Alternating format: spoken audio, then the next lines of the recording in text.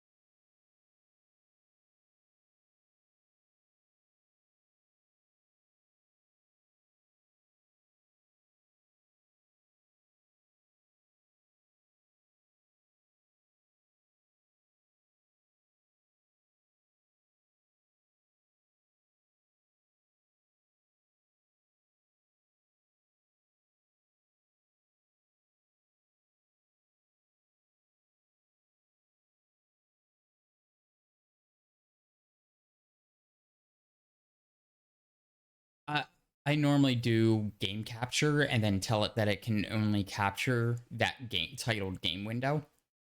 So I don't capture window displays, or I try not to, because I'm terrified, or display screens or windows, because I'm terrified that I'll have something up on my desktop that I shouldn't have up, and stream something that I should not be streaming.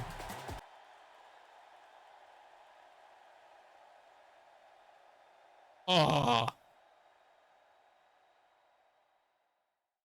Yeah, he is.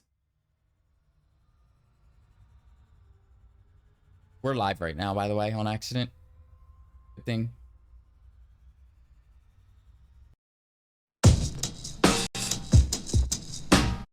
All right, action.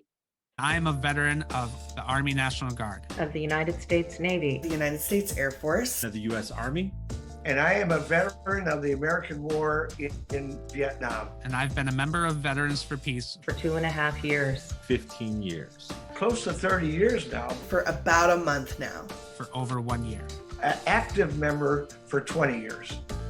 We as military veterans do hereby affirm our greater responsibility To serve the cause of world peace. To this end, we will work with others both nationally and internationally To increase public awareness of the causes and costs of war. to restrain our government From intervening overtly and covertly in the internal affairs of other nations, To end the arms race. To reduce and eventually eliminate nuclear weapons. to seek justice for veterans and victims of war. to abolish war as an instrument of national policy, To achieve these goals, members of Veterans for Peace pledge to use nonviolent means and to maintain an organization that is both democratic and open. With the understanding that all members are trusted to act in the best interests of the group. for the larger purpose of world peace.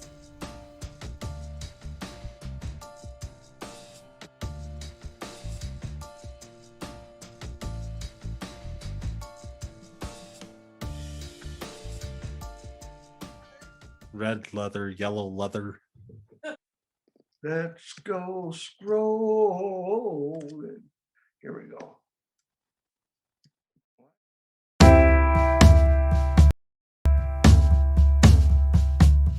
Ready, get set, action.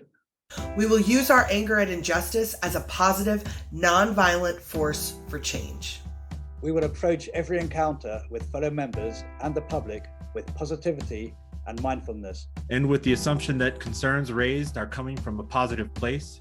And present a learning opportunity. Our attitude, As conveyed through our words, Symbols and actions. Will be one of openness, friendliness, and respect towards all people we encounter. all members have an important role to play in Veterans for Peace. regardless of previous military rank, branch, or combat experience, We will respect one another as equal parts of a whole.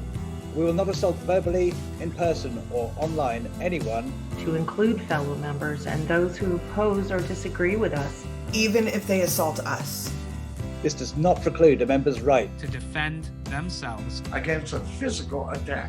In keeping with our commitment to achieving our goals through nonviolent means, There is an expectation that members will not carry weapons with them, to Veterans for Peace events, Or while representing Veterans for Peace. regardless of the laws in their location. We will follow the directions of designated coordinators. During public actions, organized on behalf of Veterans for Peace. We'll use democratic principles within our organization to ensure an open, fair, inclusive, and transparent environment. We will speak as members of Veterans for Peace, But not for Veterans for Peace. unless designated as a spokesperson for Veterans for Peace.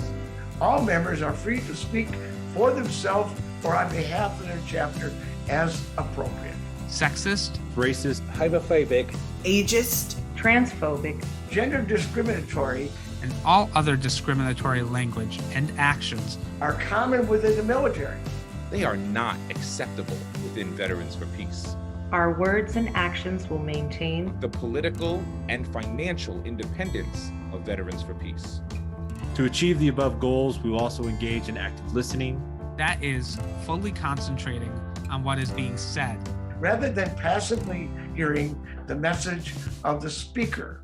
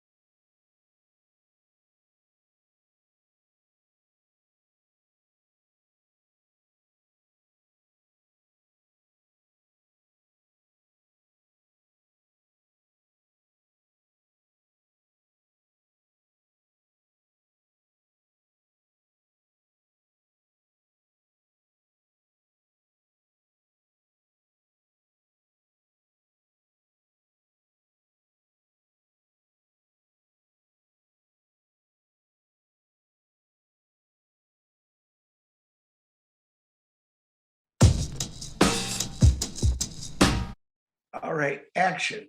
I am a veteran of the Army National Guard, of the United States Navy, the United States Air Force, of the U.S. Army, And I am a veteran of the American War in Vietnam. and I've been a member of Veterans for Peace for 2.5 years. 15 years. Close to 30 years now. for about a month now. for over 1 year. An active member for 20 years. We as military veterans do hereby affirm our greater responsibility To serve the cause of world peace. To this end, we will work with others both nationally and internationally To increase public awareness of the causes and costs of war, to restrain our government From intervening overtly and covertly in the internal affairs of other nations, to end the arms race, to reduce and eventually eliminate nuclear weapons, to seek justice for veterans and victims of war, to abolish war as an instrument of national policy. To achieve these goals, members of Veterans for Peace pledge to use nonviolent means and to maintain an organization that is both democratic and open. with the understanding that all members are trusted to act in the best interests of the group.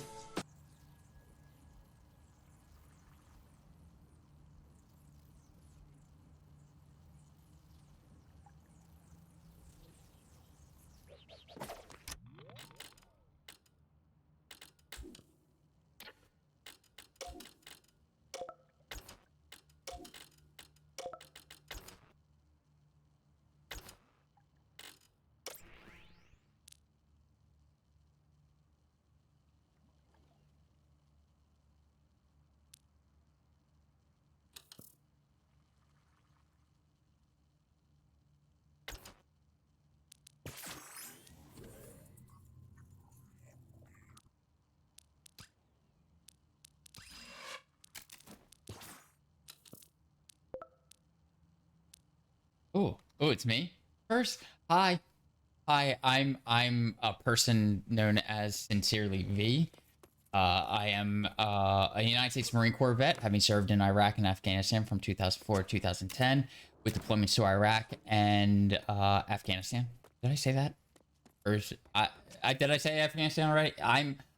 The news out of Afghanistan is having me like it's Afghanistan's on the brain, is what I'm gonna say. And I'm really happy that I get to be here in this community. I'm really happy that I'm in this community, getting to talk about the topics that we talk about, especially with the world the way it is right now and things going on. So, that's me. I'm gonna toss it over to Krios, who's quickly becoming a fan favorite apparently. So, Jelly.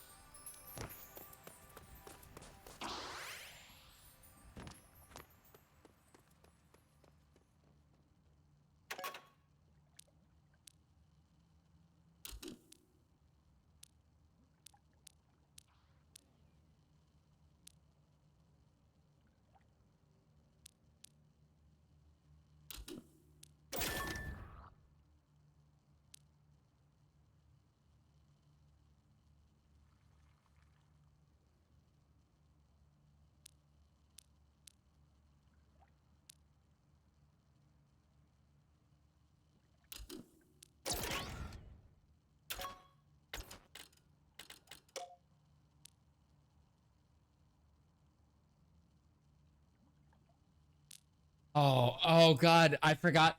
So hi. Audience.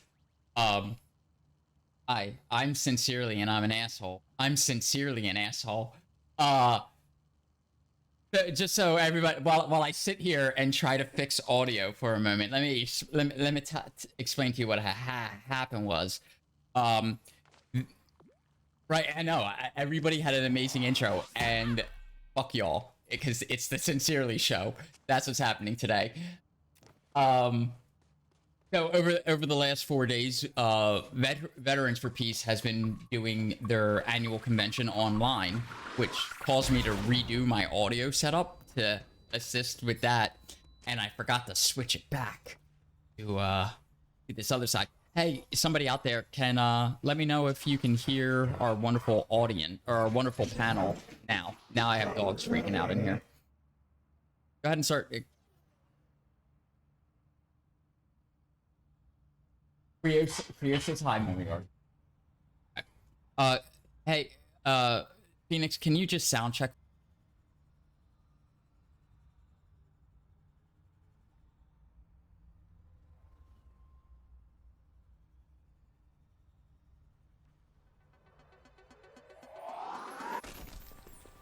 Let-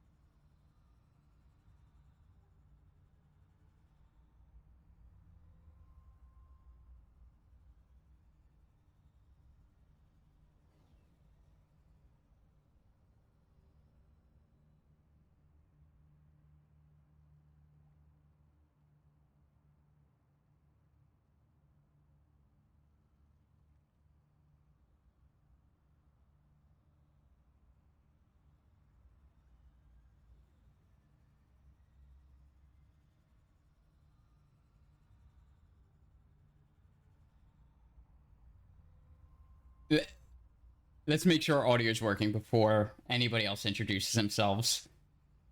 It sincerely feels like an asshat now. Are you hearing audio in Twitch, Phoenix?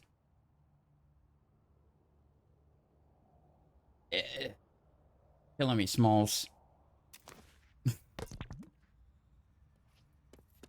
I know. It's what happens, right? Okay. We're gonna do this. Push that to that.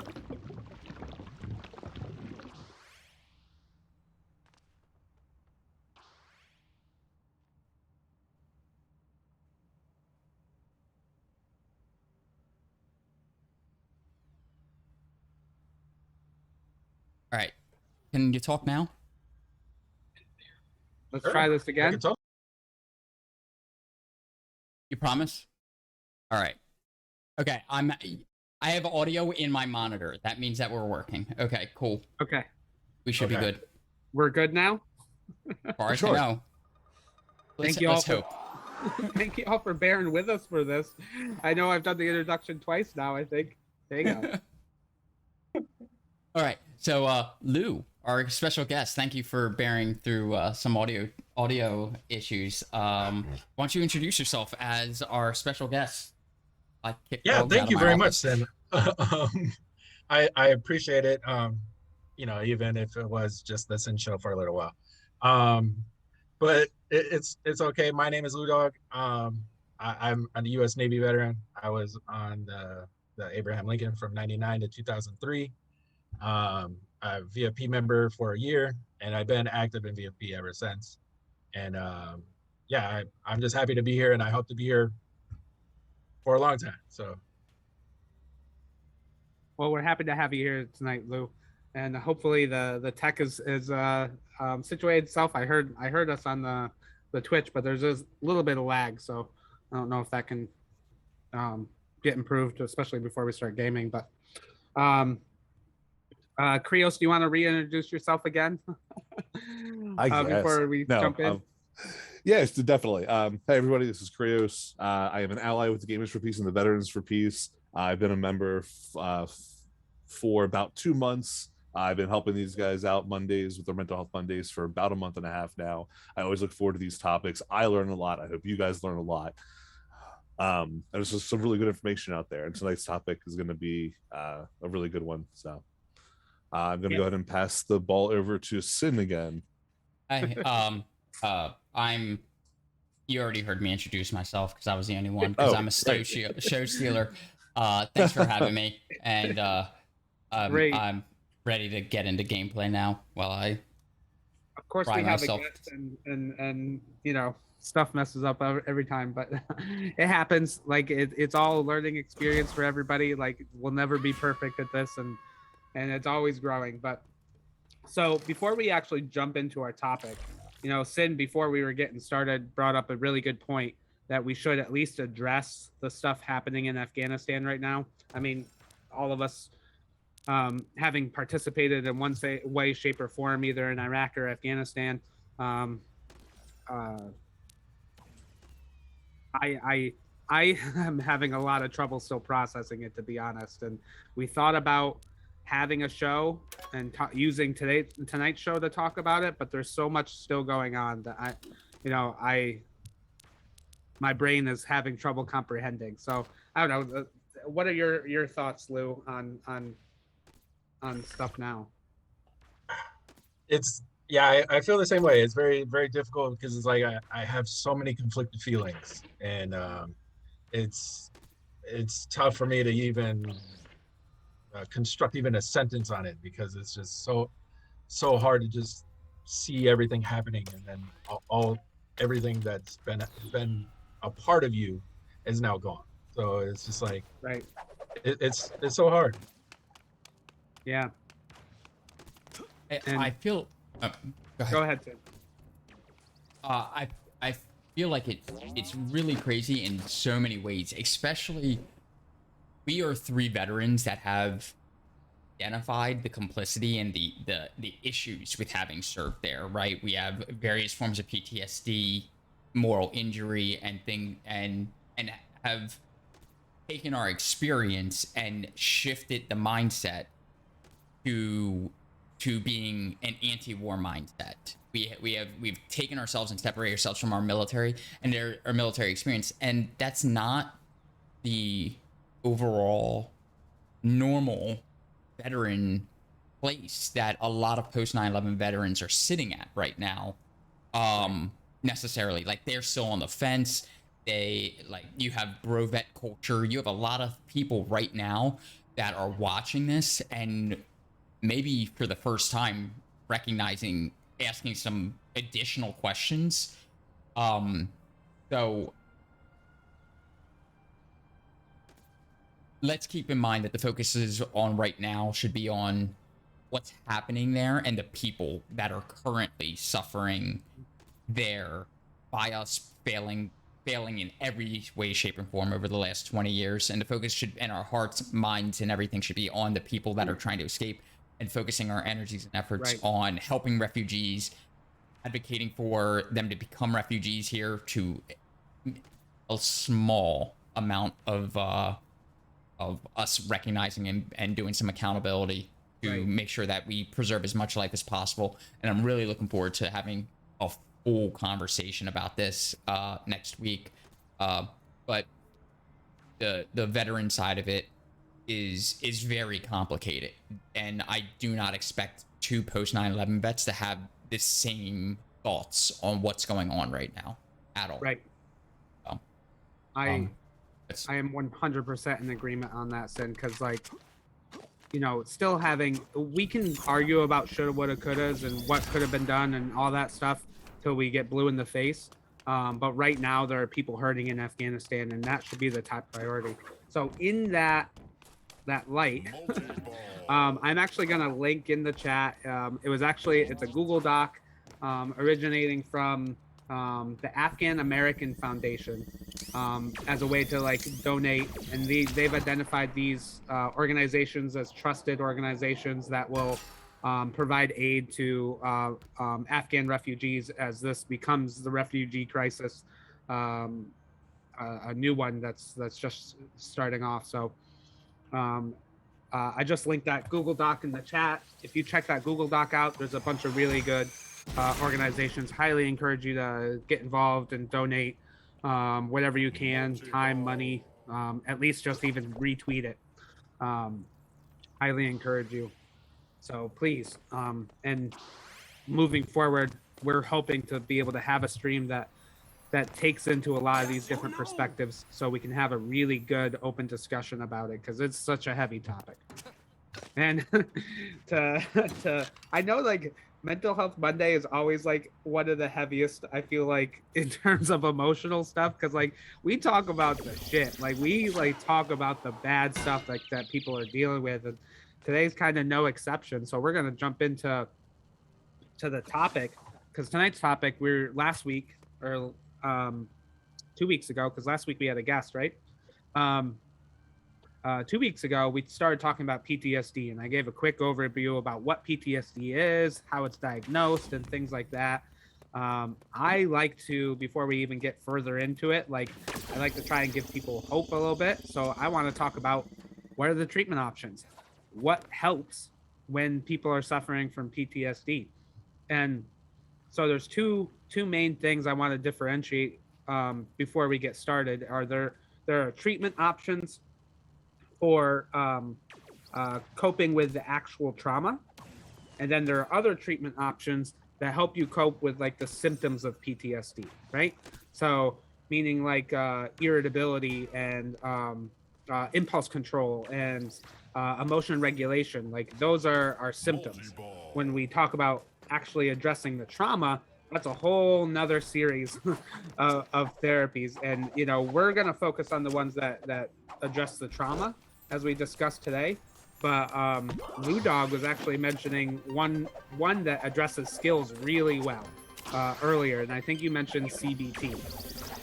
Yeah, CBT is actually really helped me with anger and impulsibility and a lot of issues that I had.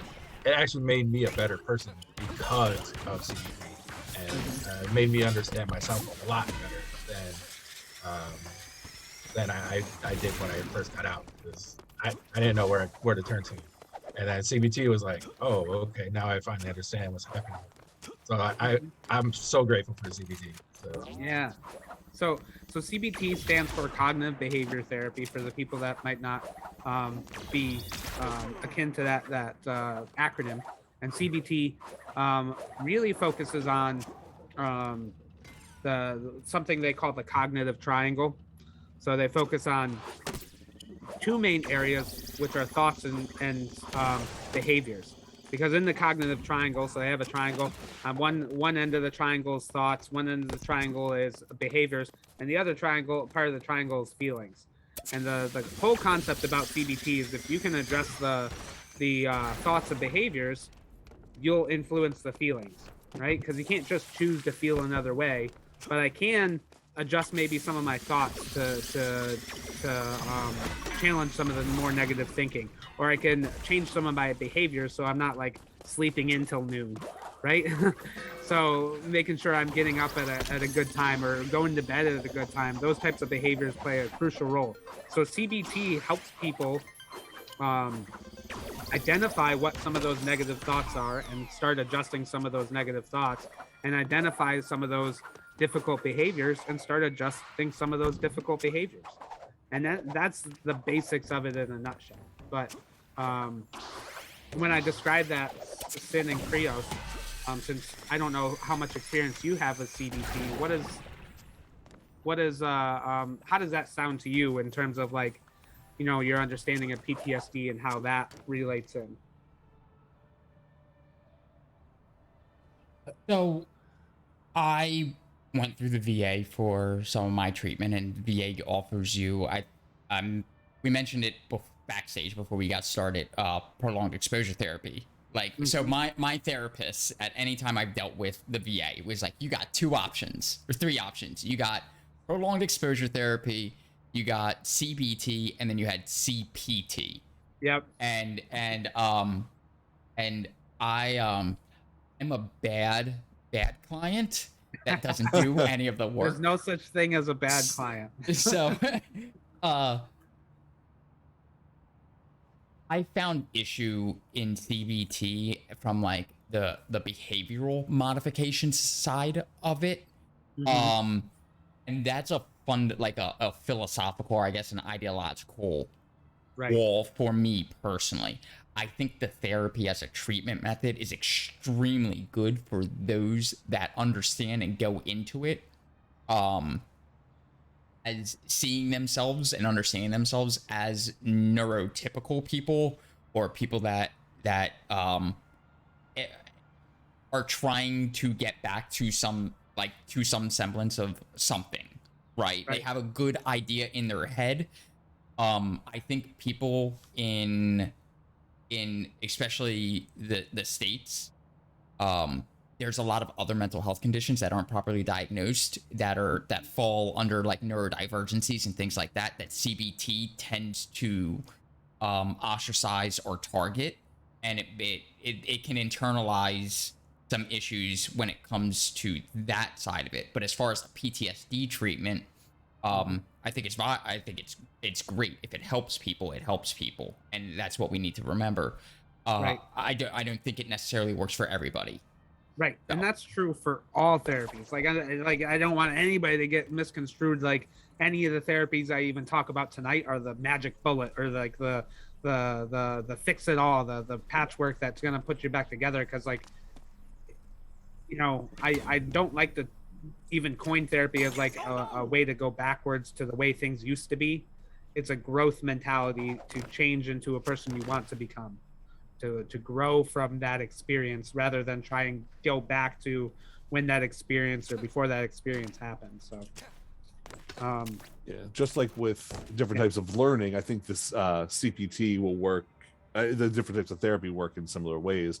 Like for somebody who learns by writing, who learns by visual and that kind of stuff, I feel like CPT could be something that could possibly work for them. Obviously, I'm not a therapist, I'm not a or anything like that, but I could see how the connections to how you learn could also be how you can break that. So yeah, that's very true. And I've had lots of clients that like fall into one like realm or the other. Like, they're very like cognitive and very aware, and they like can think about like all their stuff, but getting them to like, you know, go to bed on time was like a real struggle, you know. Versus I have other clients that like, yep, I did all the behaviors, I went to bed on time and did all this thing, but they don't have that concept of, we call that metacognition, thinking about thinking, right? How do you think about the thoughts that you're having? Right? And so metacognition is sometimes really hard for people. So like I said, none of these therapies will work for everybody, and you kind of have to just have the willingness to give it a go. Right? And so I think Lou Dog can speak to that too a little bit, of just having that willingness to give it a go. Right? Yeah, absolutely. So like, you have to, like, with me, it took me a long time because I had to get over my own ego first, and then process and do the self-reflection through the CV, because it is a lot of work, and it is a lot of like, oh, like, wow, I do that, you know. I do have rational and irrational thoughts, and I have all these things that cause anxiety, and CBT really helped with that, to like really break down the concepts of everything. Here's what this does, and here's what that does, and here's where your anger can be linked to, and it's really interesting to see it all broken down. Right, exactly. And you know, you bring up a good point that I didn't touch on, is like identifying triggers as a crucial part of CBT too, right? Like, you know, what are the situations where you most commonly feel triggered, and then identifying like, well, what's going on in those situations that might be causing the triggers, you know, and then how do we remedy that? So there's a long process of doing that within CBT, and it's extremely helpful. What was cool with my therapist was that he actually told me, like, whatever's happening at that moment is difficult to do, but like, as I'm having anxiety, like, what's going on and what's happening, and then see if there's a link between it. And then there really wasn't, but it was still like to see like the different things that are, the different situations that were happening to cause anxiety to build up. So I was like, oh. Yeah. So for tonight, like let's switch gears a little. We're gonna play some Knockout City. Super excited. Switching gears from Smite a little bit to Knockout City, just because I'm pretty good. Yeah, I'm not gonna lie. I'm tooting my own horn here, but I'm pretty good at Knockout City. I was so good last night. I'm just so pumped to play it again. Go ahead. So what I'm hearing is that ranked play right from the start, we don't fucking need a warm up. That's what I just heard you say, right? Well, maybe I don't need a warm up, but what about you guys? I'm thinking of you tonight. You know. Well, it's more about Krios right now. I think Krios can speak up to that. But you know, there's two of us are in the game, and there's somebody that's not, and I'm wondering why we don't have our third. Cause yeah. So I'm so good. I don't even need to boot up the game. I don't even. I'm so good. I retired already. Hey, hold on. That was my Fortnite career. But as we get started with this, let's talk about one of these therapies I was mentioning earlier that like focuses on the trauma, right? And I think Lou Dog and you both mentioned on screen and in the chat was CPT, right? Cognitive Processing Therapy.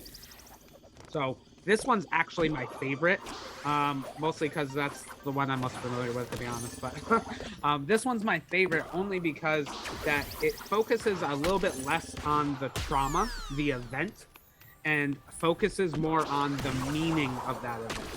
So what you do kind of in CPT is it is this process. I think it's about, if you follow the protocol, it's like 12 sessions, something like that. And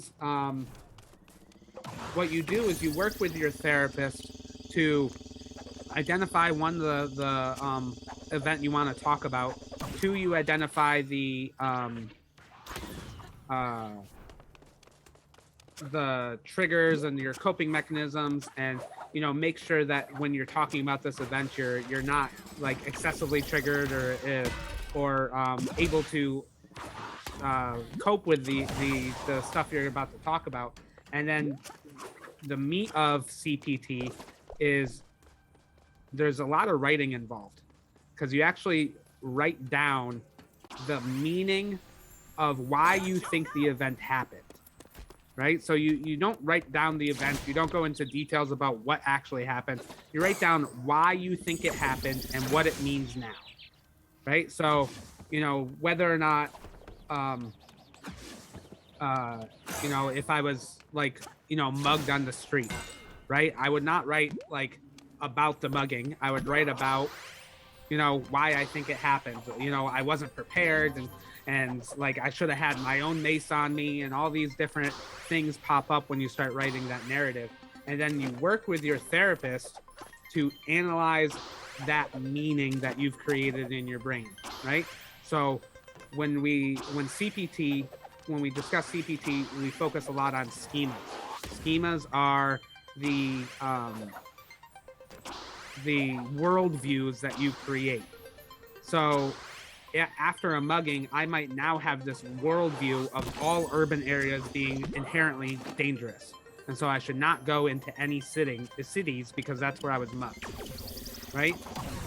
That's kind of irrational. It doesn't, there's hundreds of thousands of people that live in cities every day and don't get mugged, right?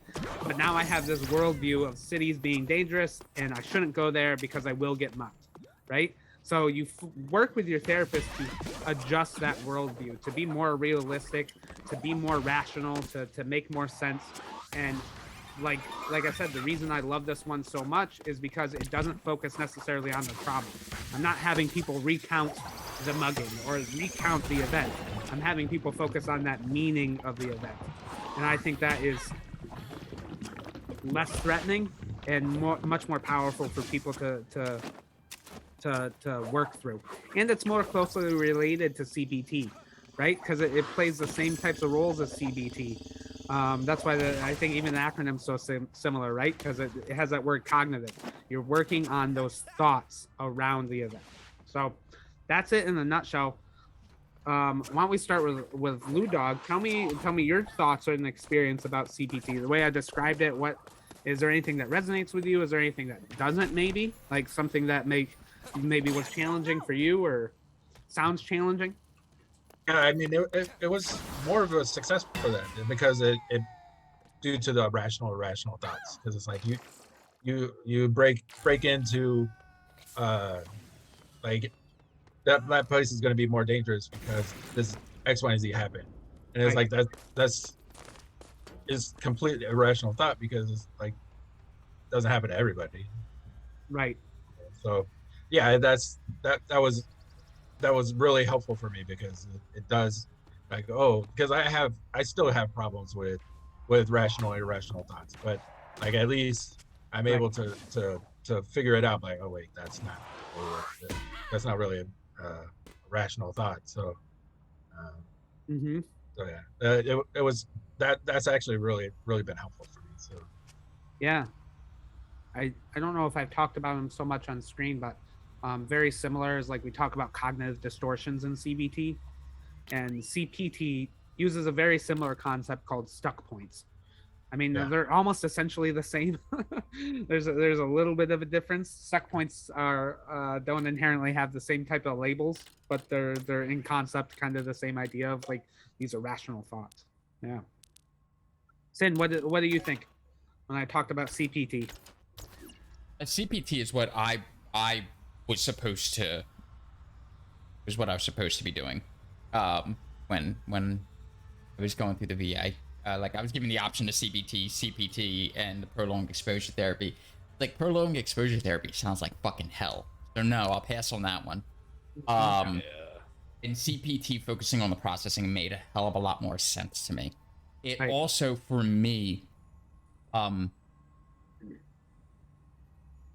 when we start with the way you describe it and focusing on the thoughts that you're having, the reasons for things occurring, it seems like that is better for more reoccurring situations. There's more use to that, and it can potentially, to me, it felt like there's a bit more of a growth point for that.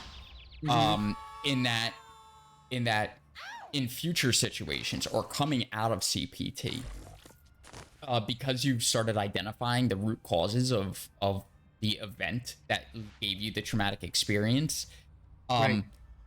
depending on how far you go back in those root causes, you might be identify things that need change in your life or around you. It might motivate you into advocacy or active, like you might identifying root causes wrong with society, like your mugging example, right? Well, like, sure, you start out with I should have been carrying a gun.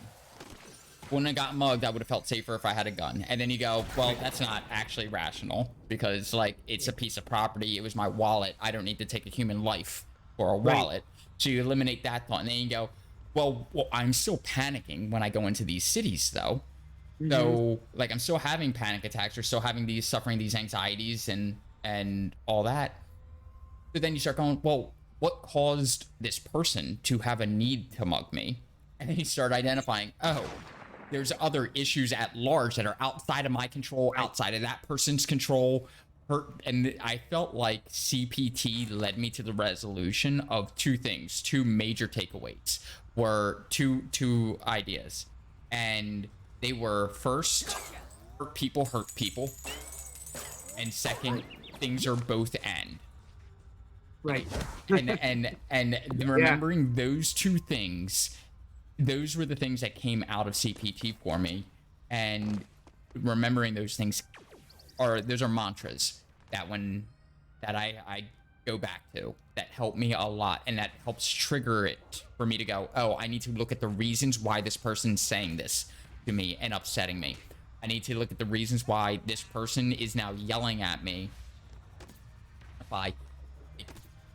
Is there a reason to be yelling at me? And most of the time it's not. Yelling is a form of abuse, and it's all about how it's not about how it's perceived, right? Or it's about how it's perceived. If I perceive you're yelling at me, you're offending me, right? Like, there's a conversation to be had.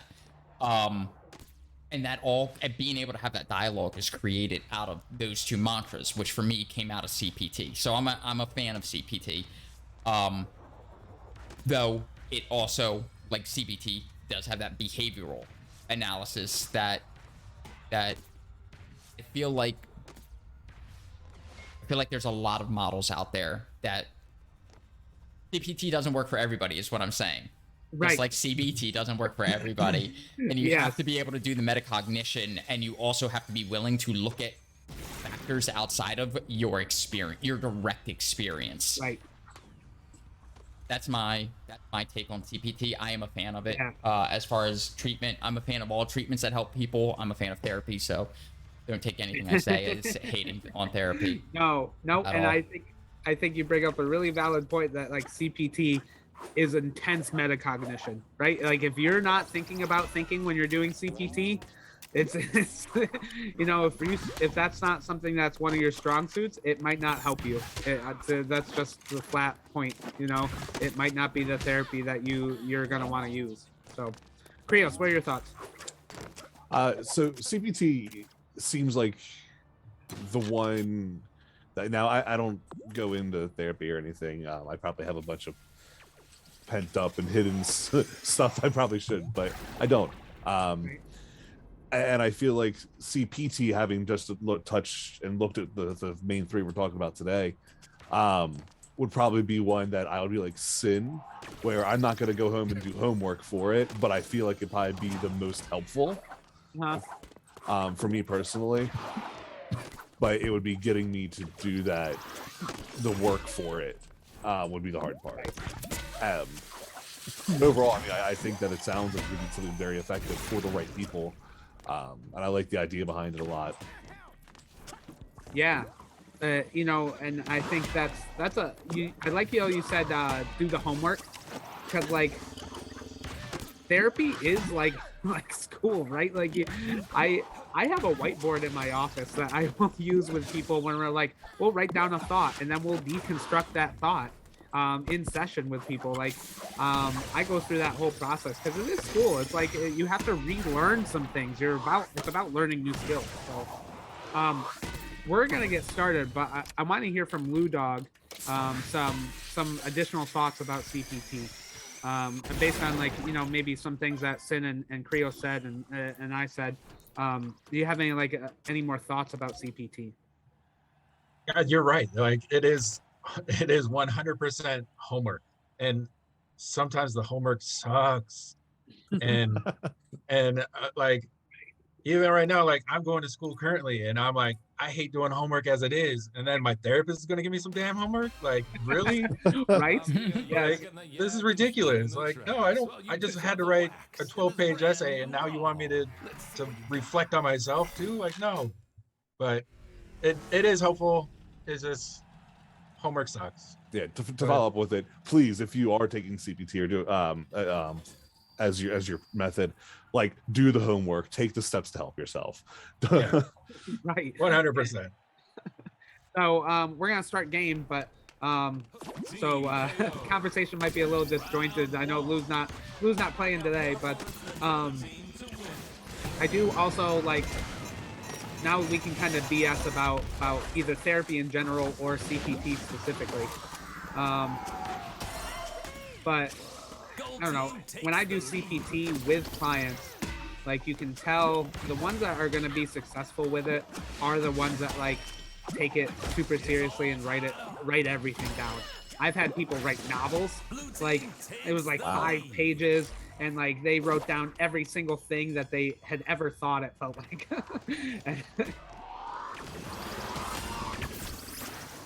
And sorry, that was so intense moment. Nice. But Lou, you mentioned that you've done a lot of these different therapies. Like, what actually prompted you to start going? So I had a lot of anger issues, and I didn't know why. And I had a lot of anger and a lot of like pent up like guilt too. So right. And I had no ideas why or how this was happening. And And then like thankfully, like I'm now reflecting on it now from GFP's perspective, and I'm like, oh wow, like that actually makes more sense because like people of like minds are like, hey, like this that actually does. I have the same thing, and I'm like, oh okay, so that makes sense why I have this, and so unfortunately at the VA, the therapists, there's some therapists there that aren't veterans, so they're just like they take it from a civilian standpoint and they don't really understand like veteran thoughts, and Right. so it's tough to be like one-on-one with a therapist that isn't a veteran, but Right. No, I totally get that, because like you don't want to have to explain yourself while Right. you're while you're like, what do you mean by the word fob? Right? Like, well, I mean, it's a forward operating base. I shouldn't have to explain that if I'm at the VA. So I right. can see how I that think would be. I think the therapists at the VA should definitely have like training on acronyms, at least, you know. Yeah, that you'd think that would be kind of. I'm sorry. Yeah. No, go for it. No, go for it, dude. I think that they would have a knowledge of those acronyms, considering who their primary targets of work are. Right. But if you get like a new therapist at the VA, like someone fresh out of grad school or something, and you know, that have like read about veterans in a textbook, it's different. Yeah, I can see that. I want to go back to something Lou said, and it's about what we're talking about with the acronyms. Where you said you don't want to explain veteran thoughts, and like I feel like the acronyms and like military structures kinds of thoughts are low-hanging fruit for explanations of what veteran thought is or what veterans think like that's different than civilians. Right. And I would love to parse out a little bit more of the specifics, like the reasons that veterans think different, the structure. Yeah, like that was a little too chaotic for me to finish my point there. Good thing I died. Like I would love to parse out a little bit more of the thoughts that veterans have, or the reasons and the way that veterans think that is different than civilians, or as I'm starting to realize, I think is an extreme version of the normal U.S. civilians' thought process. And I'd love to hear thoughts about this a little bit more. I don't know. I feel like veterans probably think in like a threat analysis kind of way. Right? Like, is this going to be beneficial? Like, what's the mission? It's like very like direct and concrete. I don't know. What do you think? Like, that would be my, like, just if I had to summarize it, like in like a sentence, I would probably say something along those lines. Do you think that comes out of like a heightened appeal to authority and structure and hierarchy? Oh yeah.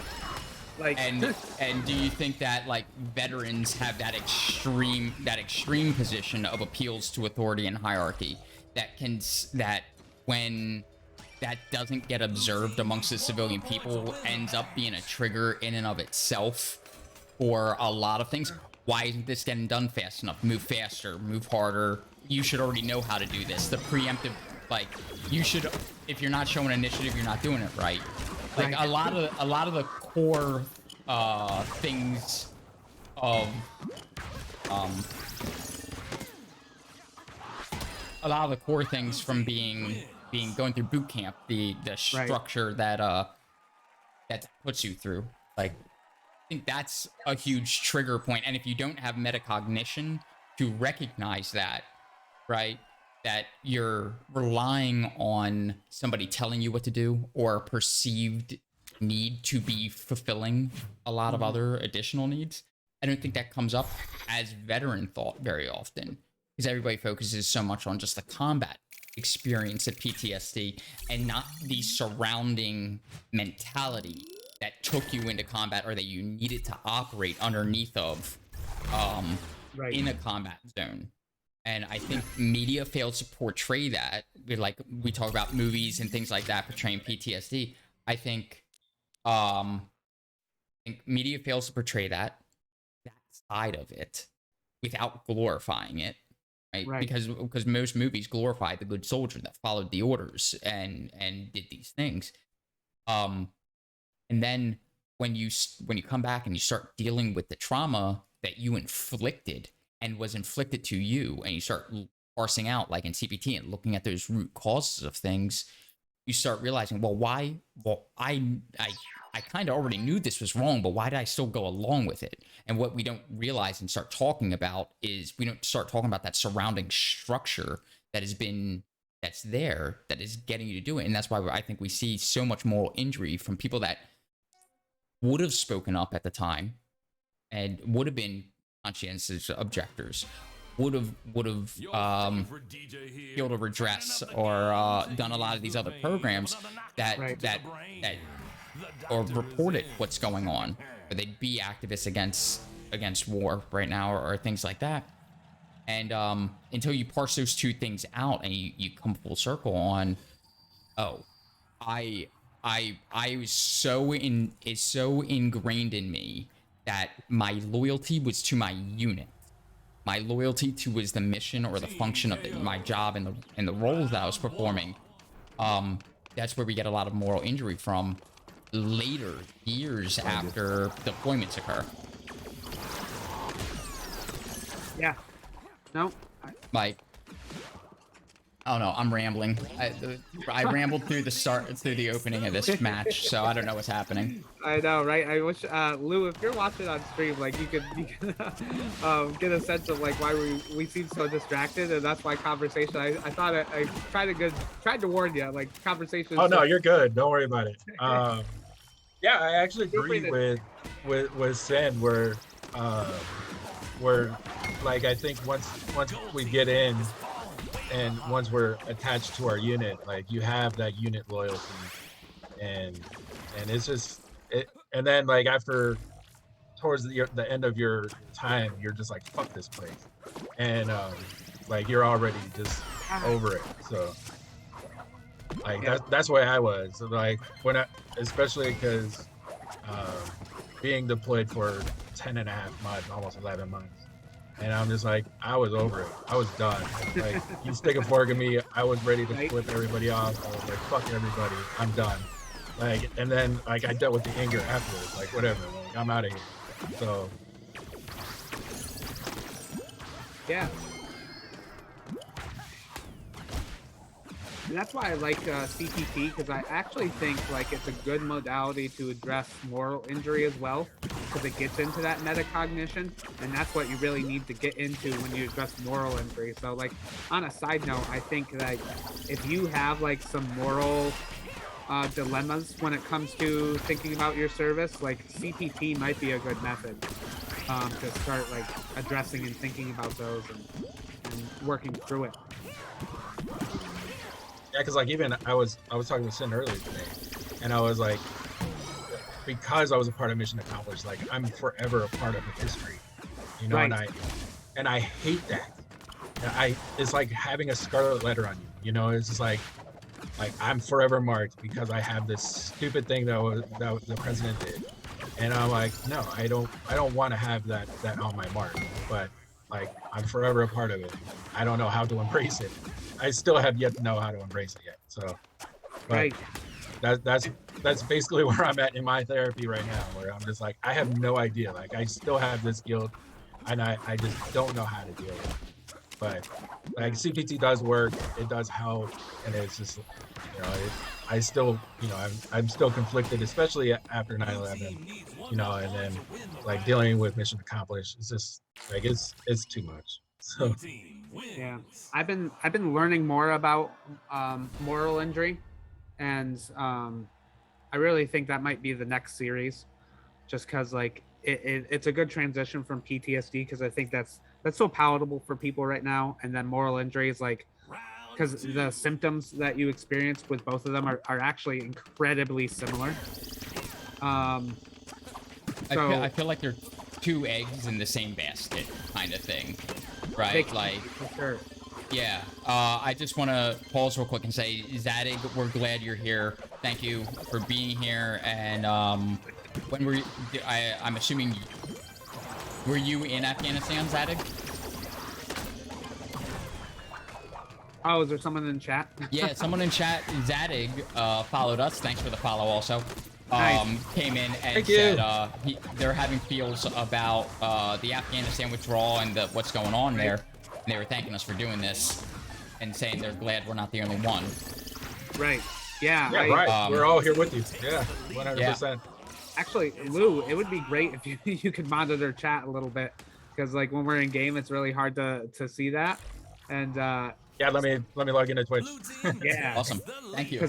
And just read those questions, like, and so we can comment on those, because yeah, like you are not the only one. There is surprisingly a lot more than you would think. And I actually talked about this during the convention last week, about how I want VFP to be that safe space for veterans to land when they start having these realizations about like their military service and how they might have contributed to some of these negative outcomes, or what they're perceiving as negative outcomes, and that guilt and things that are associated with it.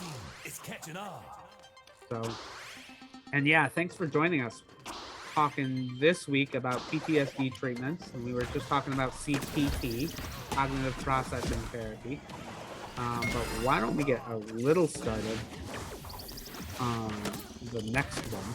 And Sin has already talked about that one a little bit. But prolonged exposure therapy.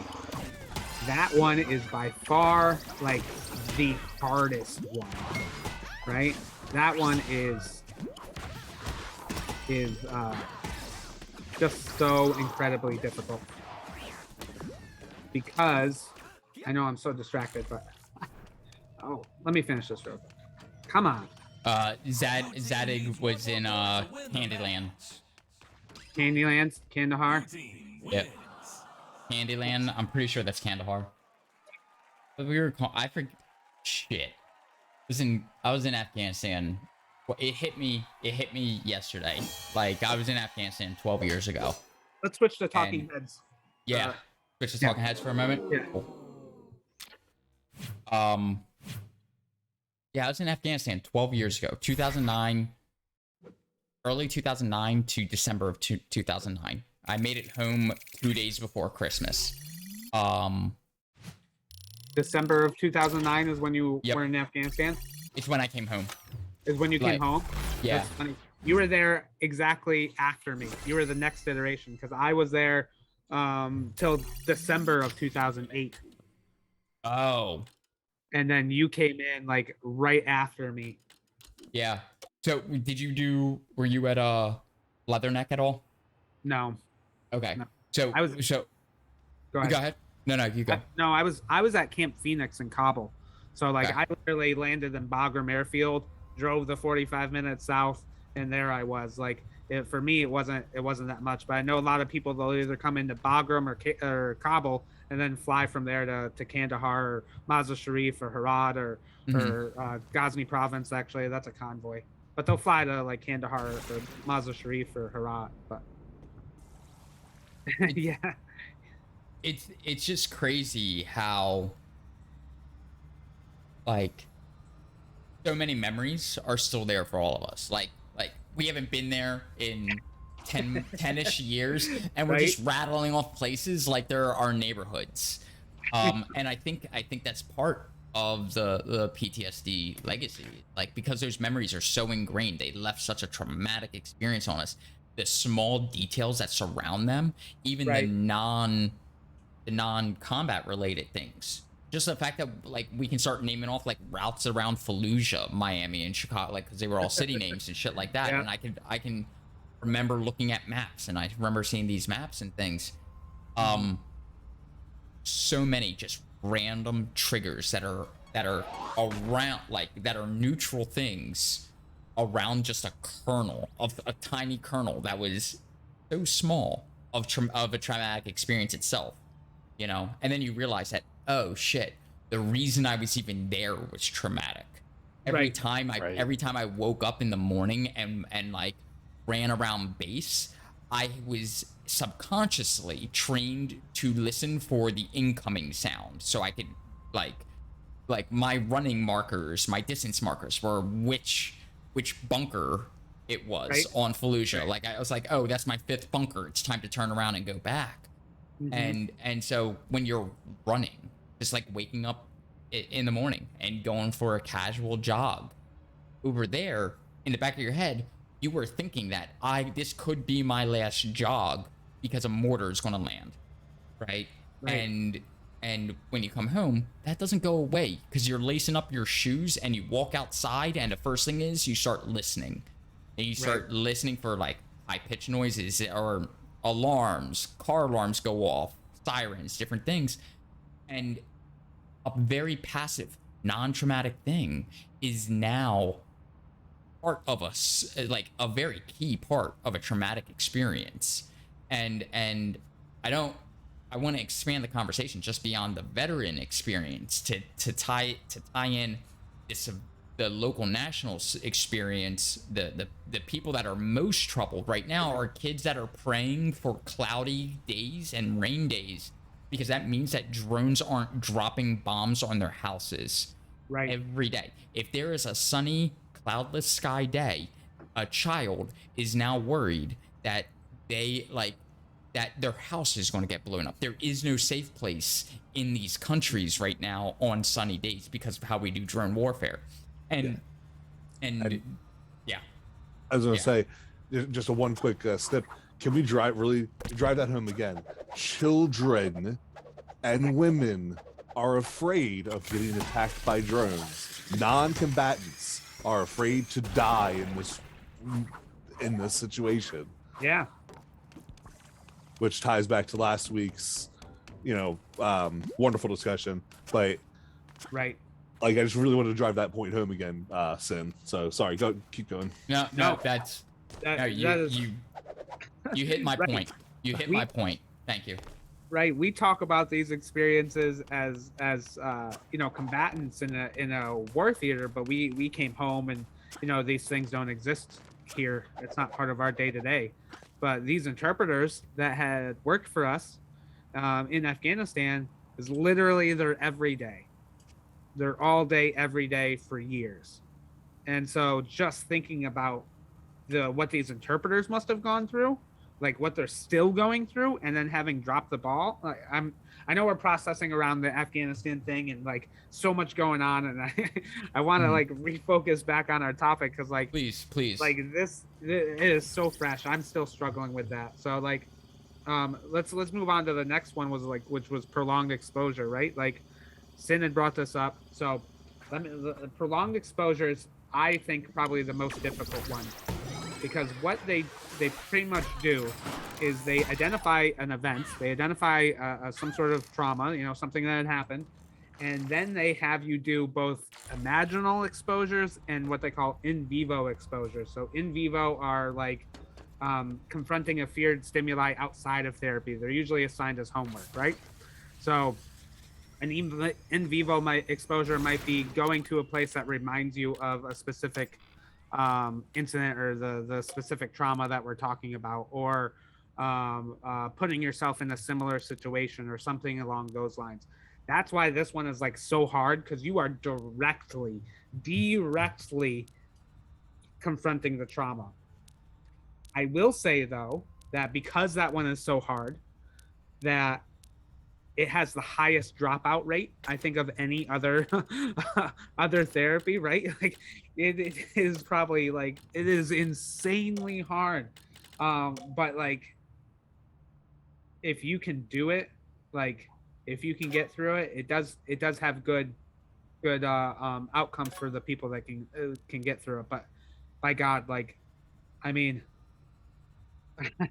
I think about some of the things that I'm triggered by and I'm afraid of, and I'm like, hell no. Not in a bajillion years, like I'm definitely afraid of heights. I actually went skydiving not too long ago as part of my own in vivo exposure to heights. I'm definitely afraid of them. And I almost like didn't, didn't I almost told them to turn the plane around because like if I wasn't attached to somebody, I would have turned around. Like I would not have done it 100%, right? And I'm still afraid of heights. So that's the other thing is like when you do these exposures, both imaginary and in vivo, they're supposed to be a little like you're supposed to be able to do them, on almost a regular basis, right?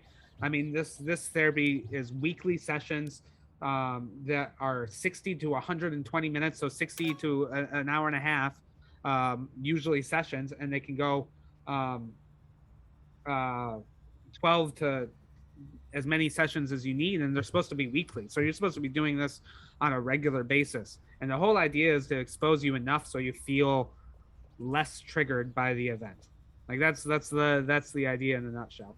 And and so even if you try to do stuff on your own and you're like maybe sometimes exposing yourself, that consistency is important for this type of therapy too. So like that's what makes it so incredibly hard. The dropout rate's insane for this because to be honest, it is just that hard. It is probably the hardest thing I know anybody has ever done. So Phoenix, is the point of therapy to remove your fear or like your emotional response to the trigger, or is it just so that you can like function around? Right. Right. So right. Like we're talking about these therapies and the point of the exposure therapy, right? And right. you getting on a plane and jumping off a plane and hurling your grandmother off a plane also, which is my favorite part of this story, is hurling your grandmother off the plane. Doing these things, and you just said that you're still afraid of therapy, or still afraid, afraid of therapy. Still afraid of heights, yeah. Still afraid of heights. Also afraid of therapy. Nice. Therapy's scary. Therapy is scary. Yeah. So if you're still afraid of heights and you're a therapist, why the fuck am I doing therapy? Right. Like, can you explain it to me? Explain it. Right. No, I think you make you're hitting the nail on the head there, saying like, yes, therapy is not, like I said earlier, it's not a backwards thing or not an erasure thing, right? You're not going to I'm never, ever, ever going to erase my fear of heights. But I might be able to do some things that require me to do heights, right? Like I will never erase that fear, but I will be better at managing the experience, right? So Lou, you look like you've been wanting to say something for a second here, so I'm gonna let you talk. I am 100% not afraid to admit that I am a dropout. So I know it's so hard. It is the hardest form of therapy in the world. Like it is. It was so difficult to do because you're having to like every week you're having to rehash everything, and then to figure out like what details did you leave out from the past week, and like you're just constantly like rehashing, and it's like I'm not afraid to admit like I couldn't deal with it, so I just dropped out. So yeah, and when it's more than just rehashing, right? Like 100%, and then they still give you the homework of going like I live by Disneyland, so they're like I hate crowds, so they tell me go to Disneyland and hang out, and I'm like no, right? I don't think that's a good idea. No, one, I'm gonna pay a shitload of money to get in there, and two, I don't like dealing with people. So. Right. Yeah, no, that's valid, right? Like they are asking you to do your fears. They're asking you to directly do them, and then that imaginal exposure, they literally have you close your eyes and have you like, I've seen some therapists will read from a script that you pre-wrote, right? So they'll have you write a script and then they have you close your eyes and they'll read the script as an imaginary exposure. That's creepy. That is so hard. Oh, I don't like that. I don't even like hearing that. I will pass on that experience. I will pass on that exposure. Right? Thank you very much. Right? Can you imagine your therapist reading a script and just recounting one of your most traumatic experiences? That, in a nutshell, is it would drive me away. No. Mine was just close your eyes, and just recount everything that you can visualize in your head, and just like as you're recording it.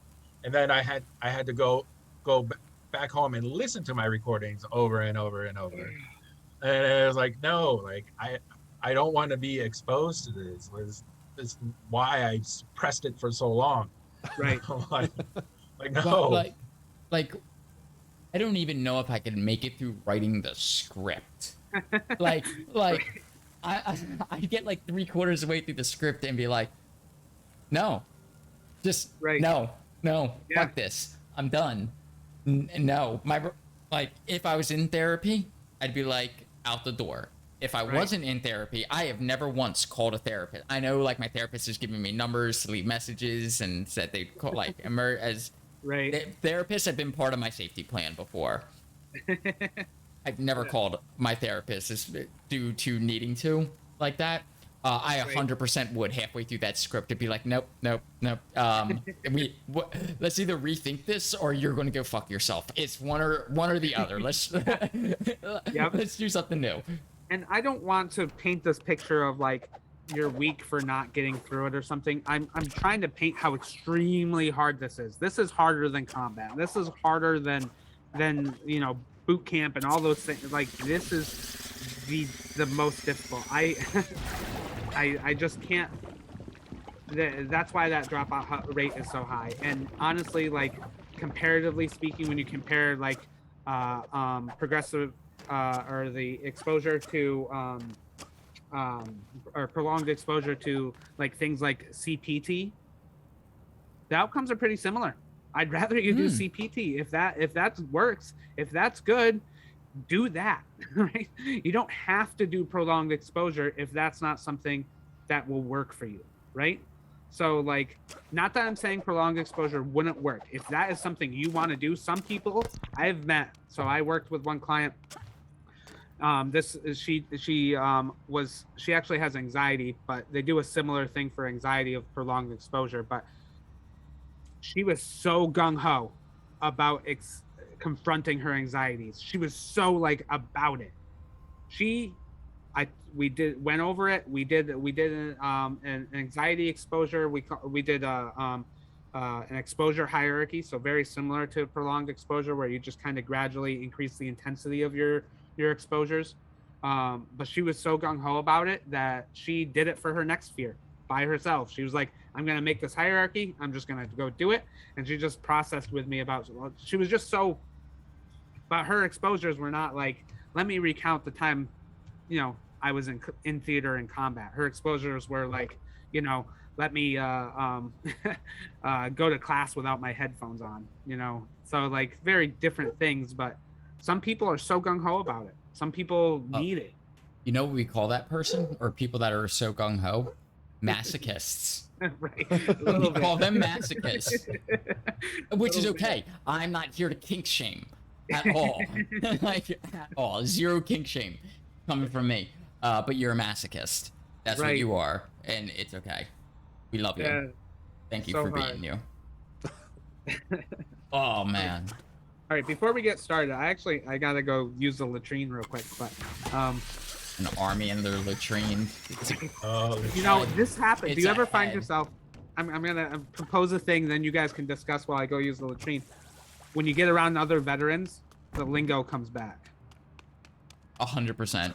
100%. Yes. Yeah. 100%. Can't help it. What lingo? You have a bulkhead. You have head. Like Marines and Navy are definitely the same, because we have our lingo and stuff. So. Mm-hmm. And that lingo is born out of being on ship and maritime stuff. So like it actually served a purpose. It doesn't now. But like should I still refer to my left side as the port side? Like I don't know. Dude, my Marine, like I was entertaining the idea of getting into sailing over the summer at a certain point. I'm still in the middle of a pirate phase. And so I was like, maybe Sea of Thieves. Because we're playing Knockout City right now. Sea of Thieves is another game that you can hop on, Lou Nice. Dog. It's be a pirate, and it's like complete open world sandbox. Just be a pirate and do whatever you want. It's awesome. Yeah, and somebody mentioned we were playing Sea of Thieves. Thank you, Krios. We were actually playing Sea of Thieves, and somebody yelled out port side, and I knew exactly what side to go to like raise the sails. And that's the one benefit of the Marine Corps, and the only benefit of the Marine Corps is that I know my port and starboard. Isn't port left and starboard right? Correct. Yeah. So port, the only way I remembered was port was 4 letters and left is 4 letters. Oh, hey. And the other one is just process of elimination. That that's a good way to remember, though. I'm not gonna lie. The only reason I remembered is because I was watching something yesterday and it came up. Or maybe it was earlier today. My favorite Navy Marine Corps lingo is scuttlebutt. Yes. Yeah. Scuttlebutt's a good one for those out there that aren't familiar with what scuttlebutt is. It is gossip. It is also the water fountain, right? I was gonna say I thought it was something with water. Okay. So there's also the water fountain because it's like it goes back into the like water cooler office type deal. So right. Makes sense. Man. Yeah. So yeah, that was Phoenix didn't set us up with a good conversation. That's what I'm trying to allude at. Phoenix is like, oh, I got a conversation that'll spark. I got something that'll spark a conversation. Military lingo. Yeah, we all use it around each other. Shit. And I'm gonna use the bathroom.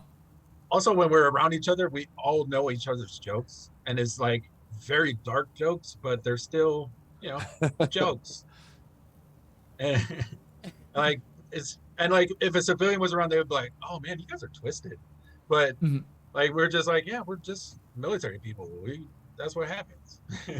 Dark humor arises out of abuse and trauma, and it's a coping. Dark humor is a coping mechanism. It's a way to deal with things and explain the way we perceive the world in a way that we can manage it. Right. I don't think that means that dark humor is bad. I have problems with military humor. A lot of it is based in racism, sexism, and homophobia. And if you can get around that, like not get around it as in like ignore it, but get around it as in like don't use those jokes, but use the other ones, it can be a bit better. Yeah, that's fair. Yeah. I am a scuttlebutt. Coincidentally, I am not an ass rash zadig, but I am a scuttlebutt. They are two different things.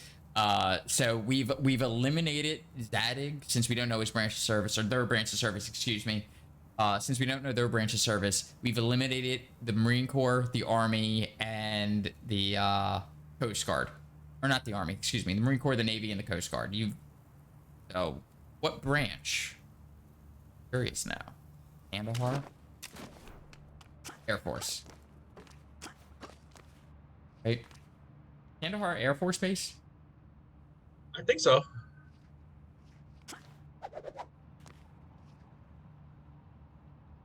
Saw Phoenix a second ago. Oh, besides mental health. Just a second, yeah. Just a second. So, Lou Dog, you got any conversation? You got hip pocket class that you want to bring up? No. Okay. So you're a member of VFP? Yes, I am. Yeah. And I am a part of the Climate Crisis and Militarism Project. So. Okay. I was about to ask, what projects are you working on? That I'm working on that. I'm working on the Deported Veterans mural. My personal goal is to get 3 murals up in my city. I already got one up. Nice. Congrats. Can you tell us a little bit more about the murals? Yeah, so the murals are very, the murals are super cool. The murals depict all the, like not all the military veterans that are deported, but some, and there's an interactive portion of it. There's a QR code on there where you could actually scan it and see like who's a deported veteran and how can you read it. And it's a wonderful project and I love working with it. That is really cool. When I served, I knew a few. Okay. Zadig is asking what the environmental group does. You want to talk about that real quick? Sure. Our climate crisis and militarism group, we work on tackling militarism. Man, we actually have we actually currently have legislation in Barbara Lee's desk right now, and to make the DoD responsible, as well as report on the greenhouse gas emissions that they're doing currently, and they're not responsible for it, and we're trying to make them responsible. And we're helping Barbara Lee. So, I don't think a lot of people realize how big of a carbon footprint the military has. Across the world. Yeah, across the world. The U.S. military, the United States military, is the world's #1 greenhouse gas producer, right? And that's even before, like, you start counting in certain types of emissions, like just the people that are going back and forth, that work on bases, right? That live in a city and then commute onto base. The civilian side of that isn't calculated into that DoD greenhouse emission number, and it is absolutely devastating, the impact the military has, and I think a lot of the impact that's there doesn't get talked about is like when the missiles land in the middle of the ocean, right, from testing, or like the fallout from the nukes and shit that we tested for so long, the long-term ramifications, those intersections, and I'm fascinated by how the urgent need to address the environmental side of militarism that is rampant in the States. Especially right now, like as we figure out that the Gulf Stream has just collapsed, and we're like, this isn't good. So we have to figure out how to fix that too. So, well, at least Gulf Stream is broke, not necessarily collapsed all the way, but still, like it's definitely devastating, and we need to need action now, and that's why we have Barbara Lee helping us, and hopefully there'll be some senators that come along too. I hope so. Barbara Lee paves the way in so many. She is quite the trailblazer here in California for sure. Yeah. I wish she was. They picked her for senator, but they picked Padilla instead. Padilla's still doing a good job. So for now, we'll see when he actually does get elected. But fair.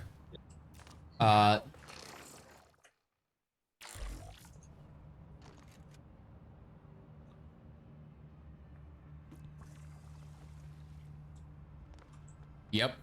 Zadig talking about his experience as an aircraft mechanic, and the amount of fuel that the military uses alone is just the amount of fossil fuels that the military uses is astronomical, and it's awful. Like just the amount of fuel that it takes for an F-35, which is also a piece of shit aircraft, but you know, like. For that thing to fly is like tons of fuel that goes into there. So that if you are big on the climate crisis and the intersection of the climate crisis and militarism,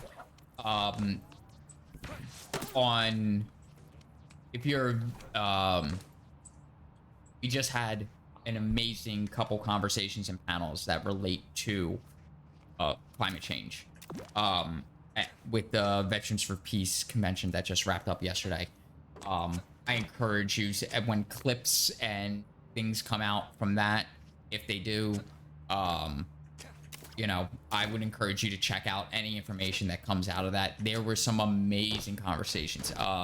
Nick Rabb from Sunrise, from Sunrise Movement was on panel, along with Eric Edstrom, who is a Marine or Army he's an Army vet. Army vet that has now become a client scientist and has written a book. And that panel was absolutely amazing. And then Netta Crawford for the closing. The numbers that like Netta Crawford couldn't go into the details of a study she's wrapping up because she's publicizing the exact numbers of like the total economic costs and carbon footprint of things, and the rough number that was given that she could disclose was so astronomically high that it blew my mind. It was just devastating to think about this stuff. And so I highly, highly, highly encourage if these things come up, check these things out. I would follow our YouTube and look for clips and things to come out sometime in the future. Also, cheap plug. If you want to join us, we just go to veteransforpeace.com and look for our Climate Crisis and Militarism project, and we would love to have you join us. So. Yeah, amazing. So, Phoenix, have you finally returned? You back? Yeah, sorry. Phoenix is back! Yay! I'm here. My my local chapter, which was really cool, is working on like the deported veterans mural, but we're actually going to make it portable. So we're putting it on canvas tomorrow, and we're creating a frame for it so we can display it at different places. I was just coordinating with my chapter president about getting that going tomorrow, and it's just really cool. But that's what Los Angeles did too. The Los Angeles chapter, they made theirs mobile. How'd they do that? They put it on just a board, and they're just like moving it from like on a trailer, just like here's where it's gonna be, and right, you just follow where it's gonna be, and like I think if you got a social media movement for it, it'd be like amazing. It's like trying to follow a food truck, it's like right. I'm trying to improve our social media content here in Rochester, but what we decided to do was actually put it on sail canvas. So we found a place that did like sails for boats, and they cut it out and they're putting like grommets around the outside, so that way we can just hang it and then roll it up when we're not using it. Lewis's idea, or Ludog's idea, excuse me, just gave me a thought. Social movement of a mobile mural. Why not just put the mural directly on a food truck? Oh, damn. I mean, there you go. Yeah. There's also those the trucks that are just billboards. Yeah. Yeah, right. Like they're like A-frames, and you just Mm-hmm. All right. So I saw that there was some activity in the chat. Yeah, there's a little bit of activity. Somebody used our bot for once, which is nice. I gotta really start remembering that exists. Yeah. Was that me? I almost thought I got it wrong. Do we have one for Veterans for Peace stuff, social media too?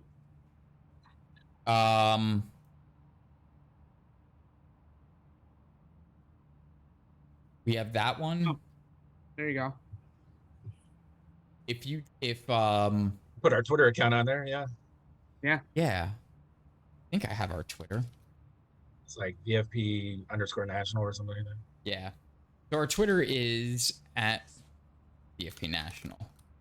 I have to set up the bot to do that, and I don't know the bot commands to do it from chat. Like, I only know how to do it from the website. You have to bear with my technically limited abilities. Yeah, we have membership and we have Discord. I know those off the top of my head. Yep. Couple shout outs to some of the podcasts and other streams that we follow or that follow us and we've had on as guests, including Danny Sorensen with Fortress on a Hill, who was part of an amazing panel about Afghanistan. It was about U.S. militarism from Gaza through Afghanistan. That was a great panel from the convention also. There was so much. There's so much in chat. So to kind of billboard food trucks. That's the new thing. We need a You guys are VFP, gonna be a billboard food truck. Let's do it. VFP food truck. Feeding We you created it. balance. Let's do it. Let's kind of finish up this last thing, right? So the last You want to go into game for it, or yeah, let's go in the game for it. Yeah. We're rolling along almost on 2 hours at this point, but the last one that I wanted to talk about is EMDR. So it stands for, and I always forget this acronym, so I'm gonna have to go to my notes.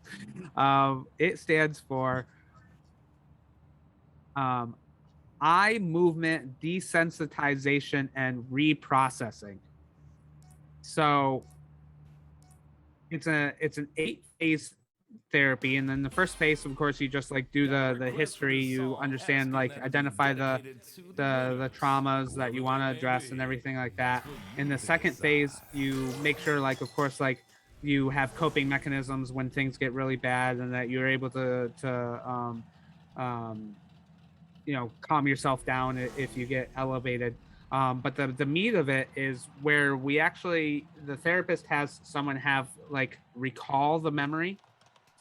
Team KO. And then they do a form of like tapping or eyes movements in order to kind of, you ever do something, and I this is the best way I ever understood it. You ever do something and like washing the dishes, and that's like the best time you ever have, like thinking, like your best thoughts come when you're doing something monotonous.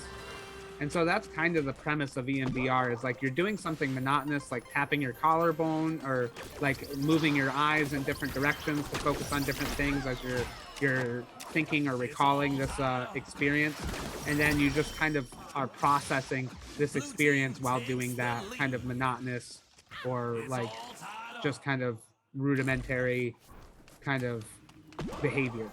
And so you work with the therapist as you're processing through this experience while doing this tapping method, and it has actually a lot of good results. Surprisingly, it is probably one of the best trauma treatments out there at this moment for psychotherapy, and just the research behind it has just been incredible. I highly recommend this one, but of course it's not without its challenges, right? So you do have to recall the trauma. You have to think about it. You have to like imagine yourself being there again. So there's a lot of that comes back into play.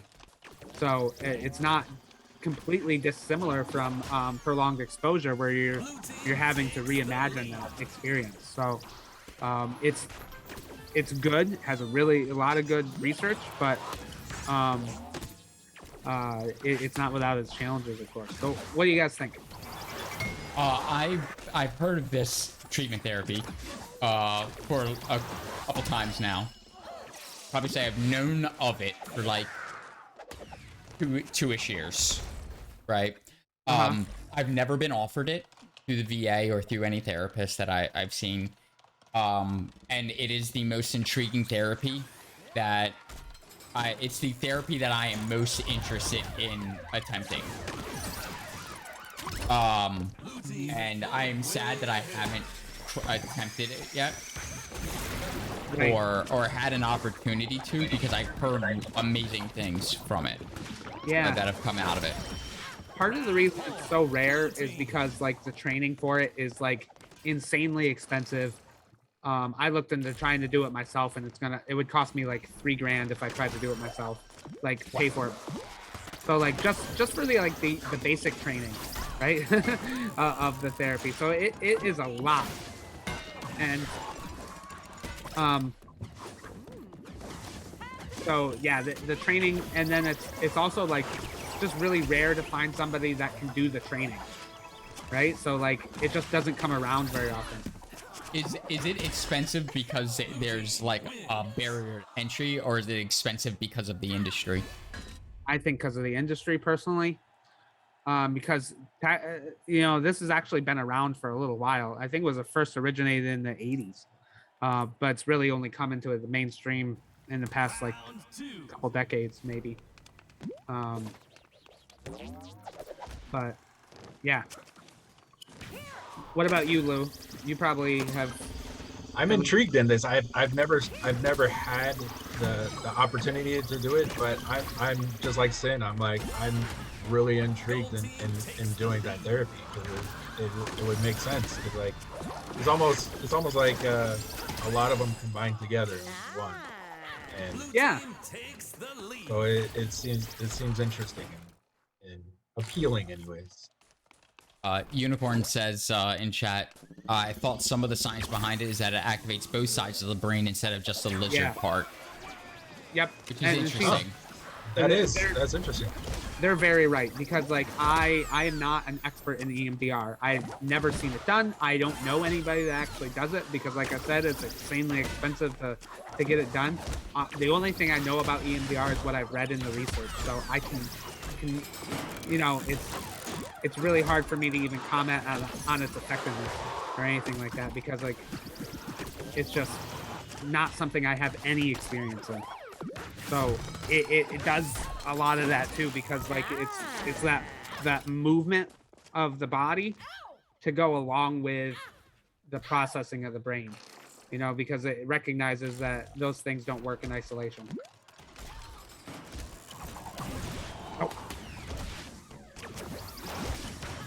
I'm gonna go out on a limb and say that this is the worst we've ever played Knockout City, the three of us, while having conversation. Like, I'm trying. No. Like that's just me. You guys are awful. I'm saying that as just how focused we are on this conversation. Like, I know this is a conversation that is. We are very pro therapy, pro mental health here, and it's important that we discuss it and make it a space that's advocating for other service members, other vets that haven't been in there. Get in there. If you're dealing with something, right? We're trying to remind you. If you're dealing with something right now and you've already gone through therapy, you know, and you're out of it right now, you've gone through your sessions and you're not seeing somebody right now, and you're dealing with something, especially if you're a vet that is having a lot of feelings about Afghanistan. Or just post 9/11 stuff. Like we're here to kind of be a reminder. Like, here's your options. Talk to somebody because this stuff is extremely important. Mental health, body impacts the mind, and the mind impacts the body. Right? Like, I'm not trying to get into like philosophical side of the like self, not self side of like. Right. Of it. I just like at a physiological level, when your body hurts and you are sick, your attitude, feelings, emotions, spirituality, all of that gets impacted, right? Yes. And the mind also impacts your ability to take care of your body. Your mind is where you start recognizing that you're hungry when you need to eat, or when your body is hurt, or you have an injury, or things like that. And when these two things, it is so important that when something is off, you get somebody to help you. You get a little bit of help. And these are a couple of the models, just a few of the models that are there for you to be able to get back in touch with yourself, to bring those two things back in line and figure out what you need so that you can keep going forward. And not forward to mission completion or forward to a goal of any sort. Just to live a life that you are happy with. And the key word there is you. It is what you want from your life and what you want from therapy. And how you want it to occur. And therapy isn't there to dictate how to live your life.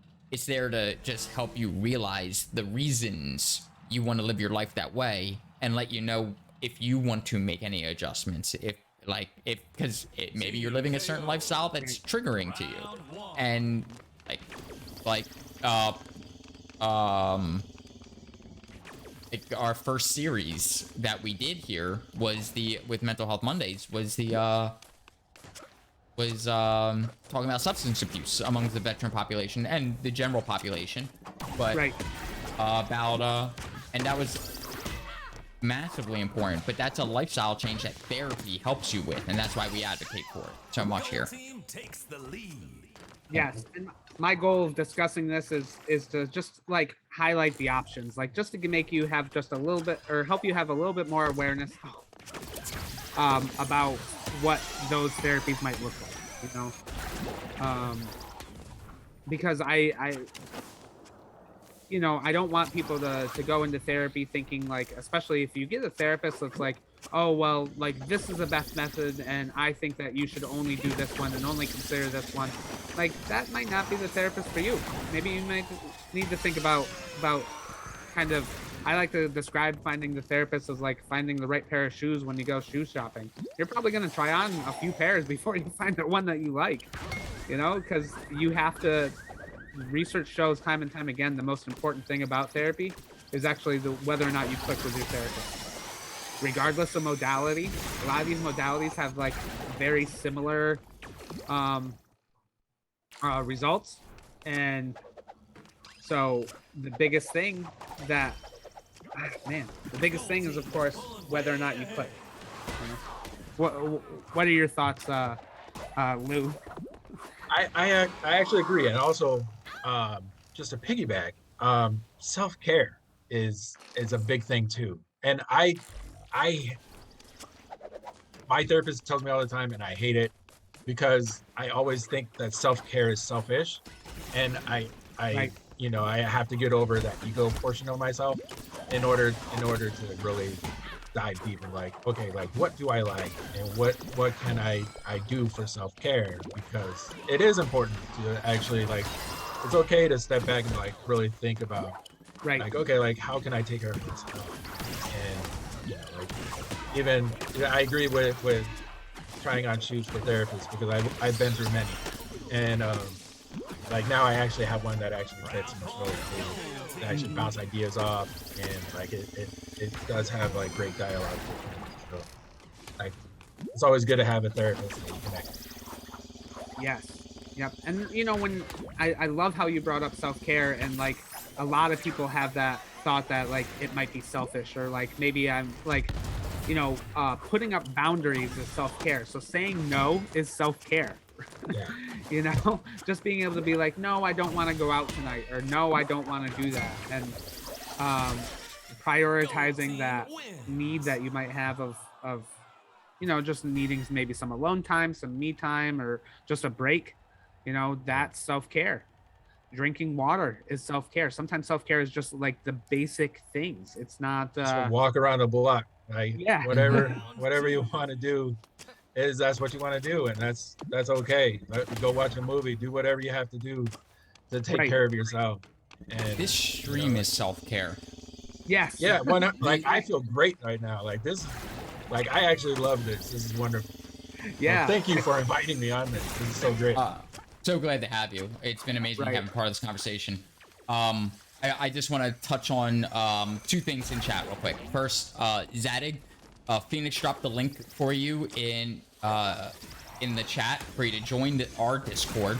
You can just go to that Discord from the app on your phone, and then one of us or one of our community members, admins, or mods can help guide you through the login process, the how to get situated and navigating our Discord channel, and we'll see you there. And it's glad to have you be in that space. Very happy.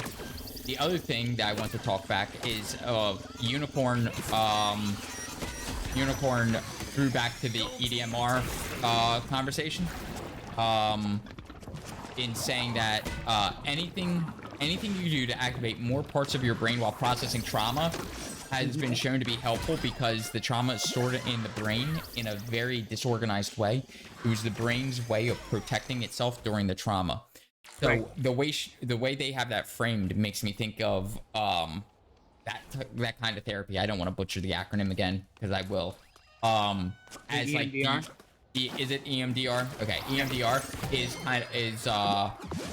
kind of like defragging a computer. Yeah. That's a You're good defragging analogy. your computer. I like that analogy. And it's funny, like I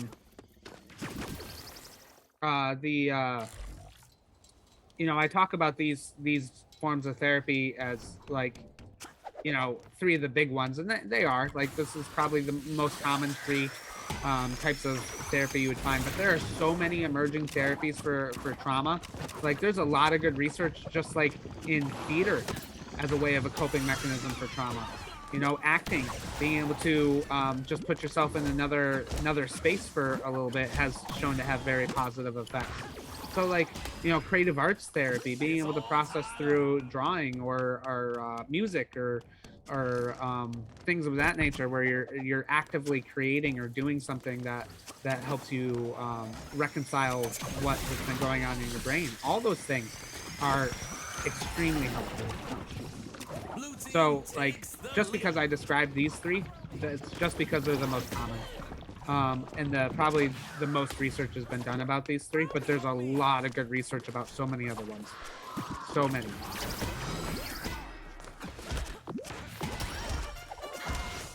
I was actually going to bring up, because Highly Sensitive Unicorn is another community member and VFP member, and they're a mental health professional, the background being in creative arts therapy. And so we've had some really amazing conversations around the Gamers for Peace community about the therapy modalities and how it ties into treating veterans for PTSD and moral injury. So, and that's, you know, Gamers for Peace, we're trying to cultivate a healthy community space. And so we have those spaces for people that get into like culinary therapy, like cooking, and want to show off their cooking, their art, and or they're in creative arts therapy and drawing, painting, or making poetry or doing things like that. Right. You know, part of therapy is also building community along with it, right? Because healing doesn't occur in isolation. It's important to remember that, like, getting to show off the results of your therapy and having a community that is supportive and validating of those results, no matter how small or big those results are, right?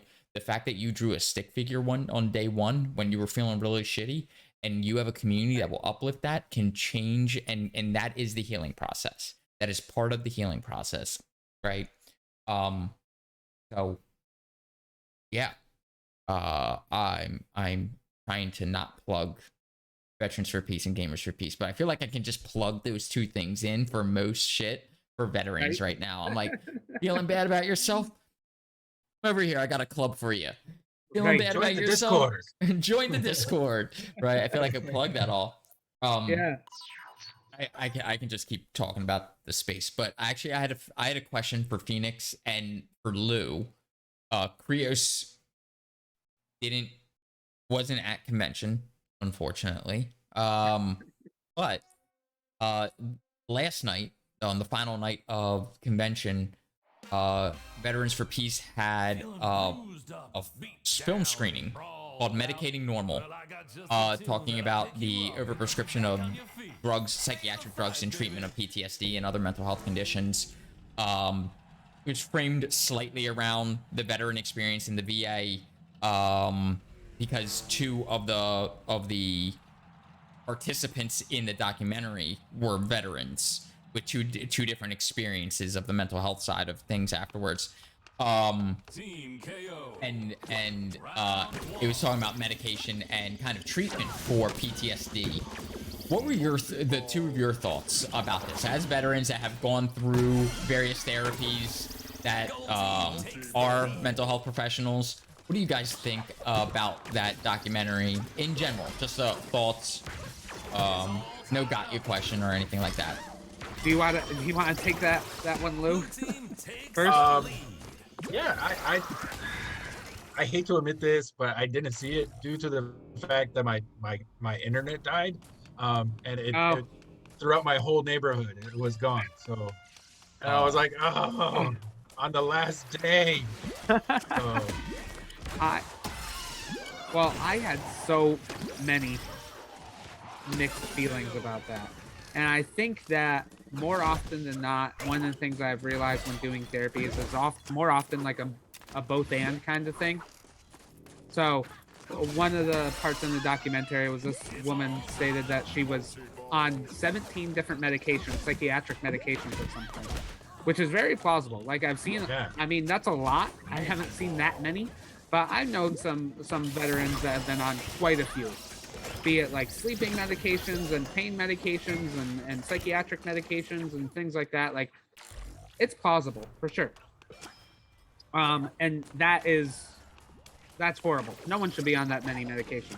If your doctor is trying to put you on that many medications, you might need to rethink your doctor, right? Like but psychiatric medications have also been extremely helpful for a lot of people, right? Like they do help. I have lots of clients that say that like, this antidepressant changed their lives. They can finally like feel again. So I think that it's a both and in those experiences, right? Like she was over medicated and medication still benefit people, right? Yeah.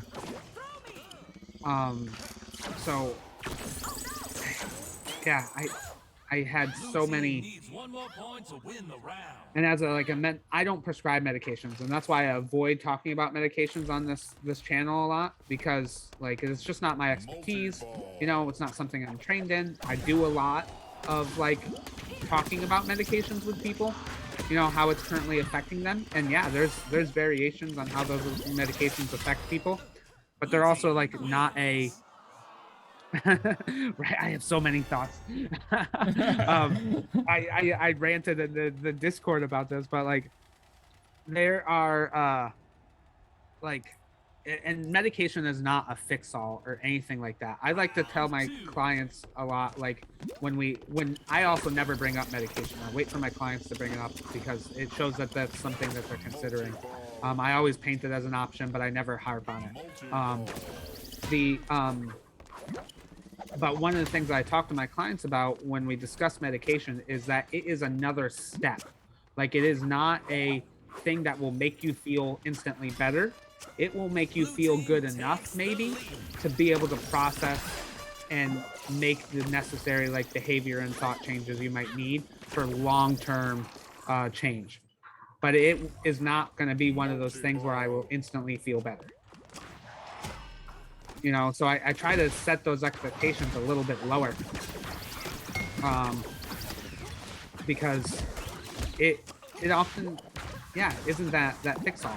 So, be mindful of that when you start taking medications. And I also have a lot of people like, that will come into therapy and their main goal is to meet with a psychiatrist and just get on medication. And if that's what they need, that's okay. I'm not gonna like say that that's not what they need. Maybe that's all they're ready for. Maybe they're not ready for the talking, and they just need to feel better for a little while, and that's okay too. I'm not here to judge one way or another, but I just don't want to give people like false hope about medications either. I know I just ranted for a little bit, but I had so many. I was perfect. I was cringing that whole time through that documentary. I was just like, I don't know, like they seem so adamant. Like I always question some people that are so sure of themselves sometimes. I felt like I agreed with so much of it from experience, like personal experience, and from looking at knowing other veterans that have been over medicated and things like that. Right. So I agreed with so much of it, and there was like little things that stood out to me. Gold team is catching up. It didn't feel like fully encapsulated mental health beyond just that treating PTSD, or like I don't know, maybe I was hoping the documentary would talk a little bit more about mental health and not just medication, like the medicative side of the mental health.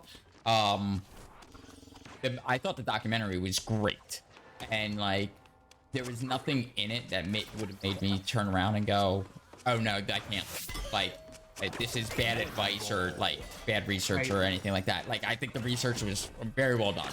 I think I think it was probably one of the most accurate takes on the medication crisis that we're going through in the United States. Because when we start talking about medications, most of the time people are talking about opioids and Percocets, Oxycontin, and things like that lead to drug addiction. I don't think we talk enough about the mental health medications, psychiatric medications that do get overprescribed and do fuck people up. So I appreciate it and I liked it. There were parts that I'm curious about. It's important to acknowledge that now, like the VA does not prescribe benzos for PTSD.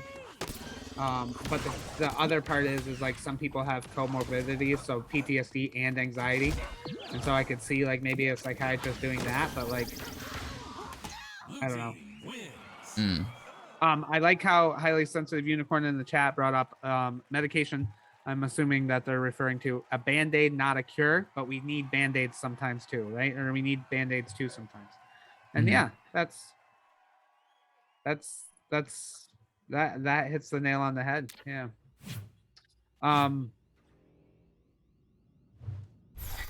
Yeah, I mean the title of that documentary, sorry, I have a thought I want to get out.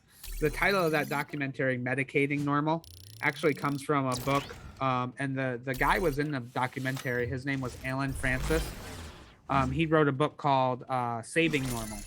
And in the book, he was the writer or one of the editors for the DSM-3. And we're at the DSM-5 now.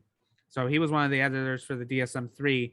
And he talks a lot about in his book the overdiagnosis of mental health conditions.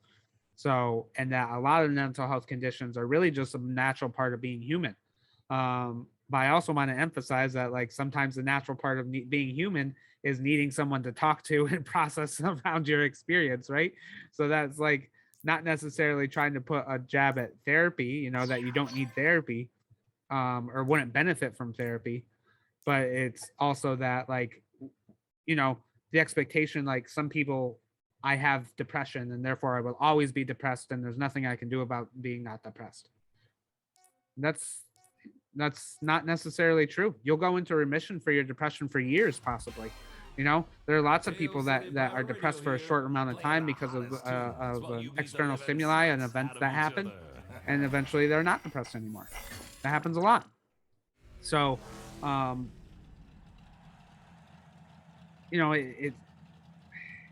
PTSD is even a normal reaction to such a traumatic thing, right?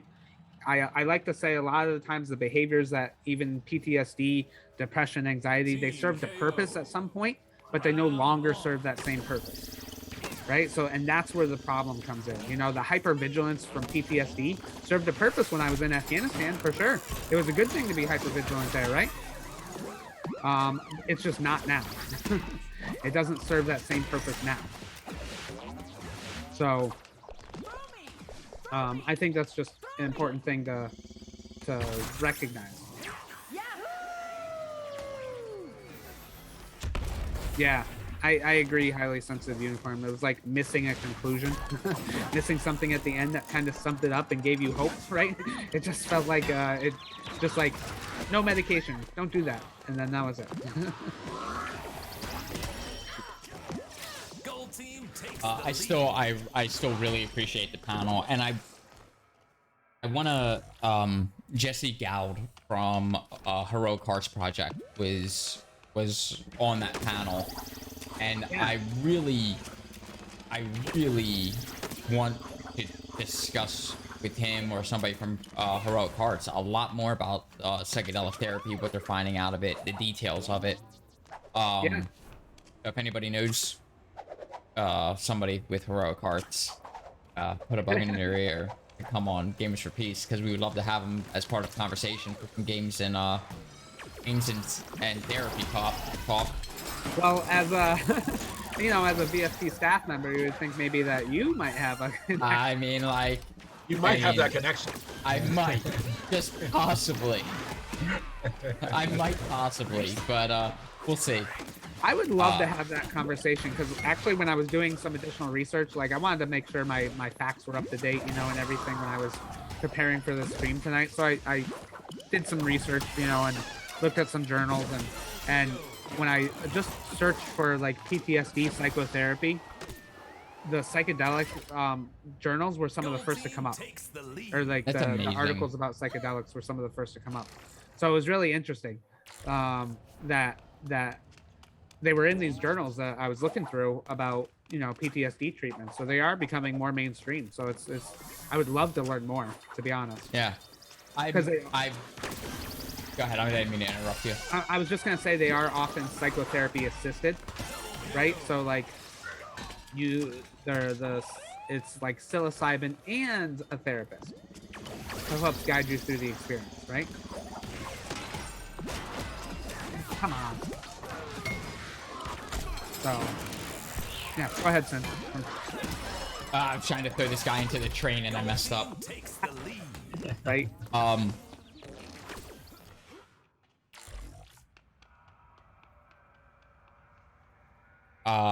like, Phoenix, you got a comment towards, Unicorn's comment in chat?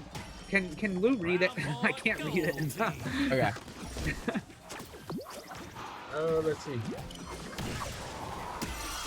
Okay, I don't have glasses.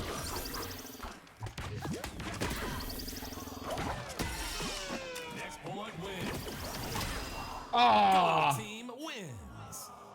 I got him too. I know. So sad. Okay, so Unicorn said, yeah, I love some of the messaging, especially bringing to the forefront how we as a profession have pathologized normal responses to real stressors. Right. That is good. Yeah, and that just, you know, reinforces what I was saying earlier about, you know, PTSD is a natural reaction to an adverse traumatic event, right? Like, it's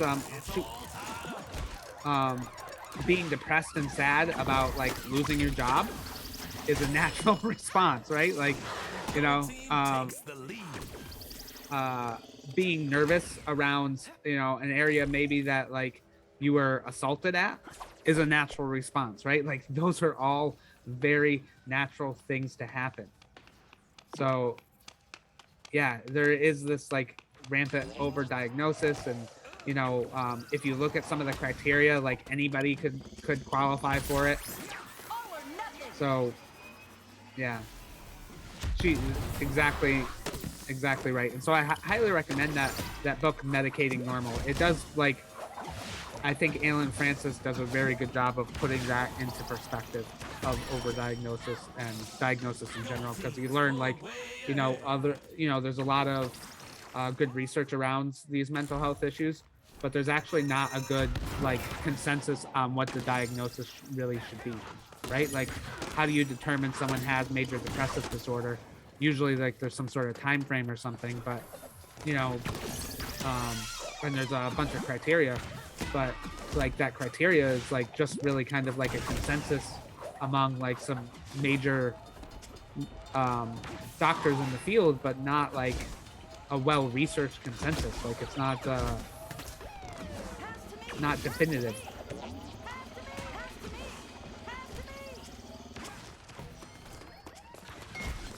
Come on.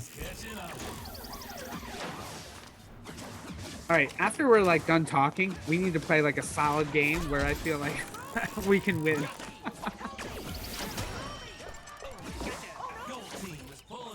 What are your thoughts, Lou? Like on? I'm watching y'all play, and I'm like, now I feel like I'm missing out.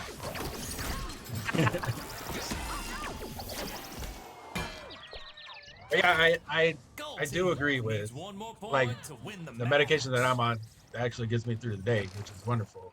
Mm-hmm. But that's all it does. It just gets me through the day. It doesn't do anything else. It just mellows me out for the whole day, and I'm cool with it. But yeah, I think definitely need to research more on medicating and over medicating, because our veterans are yes mostly over medicated. So yeah, right.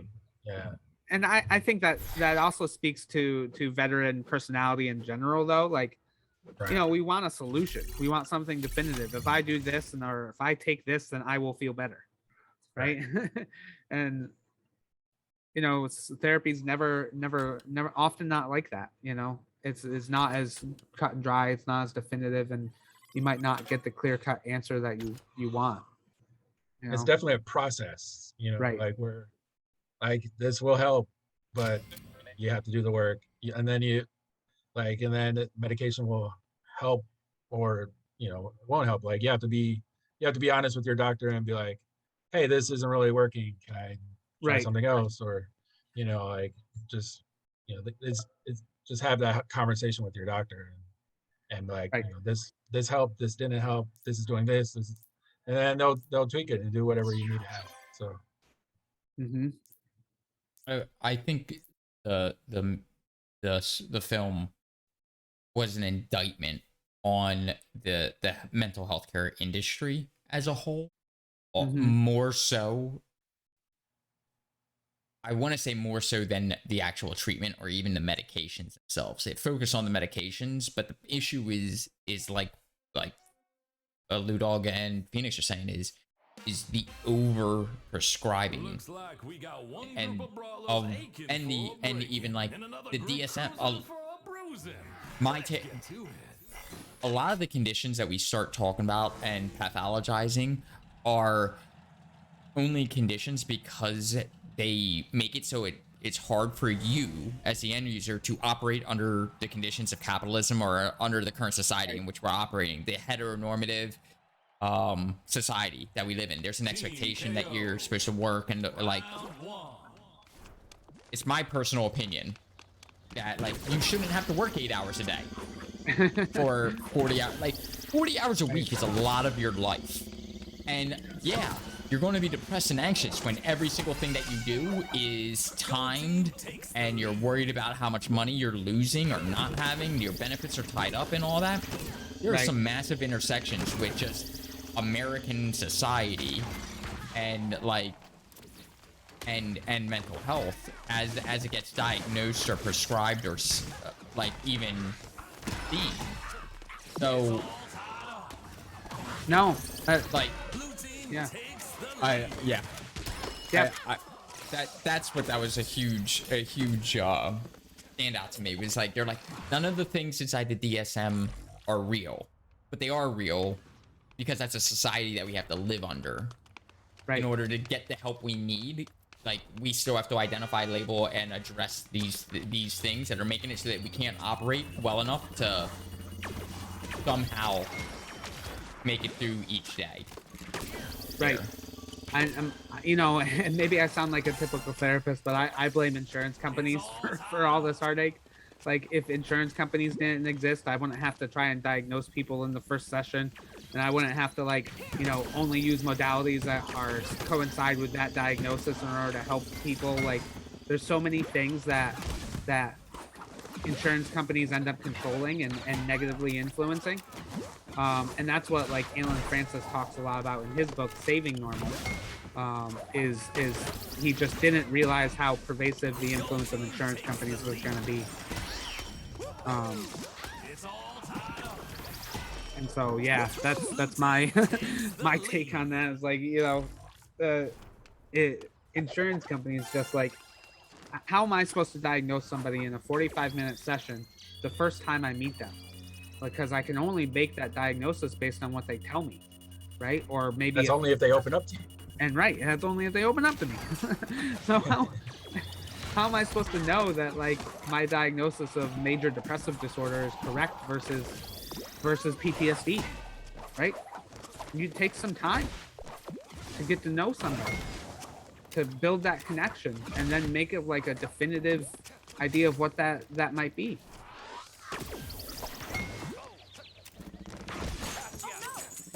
I'm bald. Now let me kill you. Oh. So, any last thoughts from people? Ooh. Before we on everything, you know, just to kind of sum up, because after we sum up, I want to play at least one solid game where I'm not gonna lose.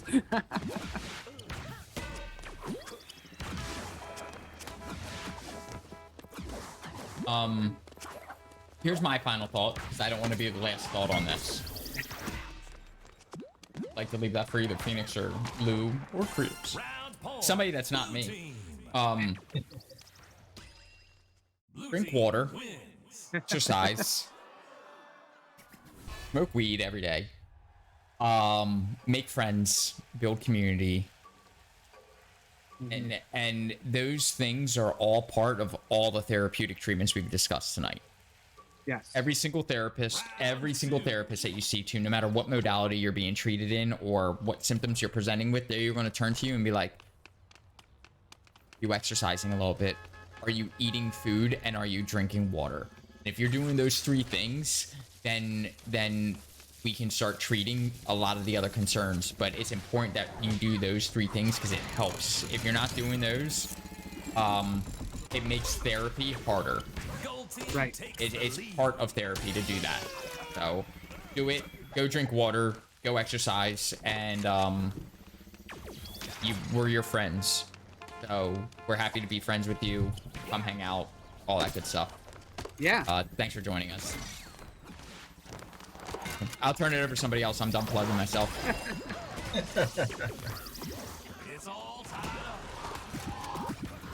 How about you, Priosini? Yeah, I would even say like just self-care.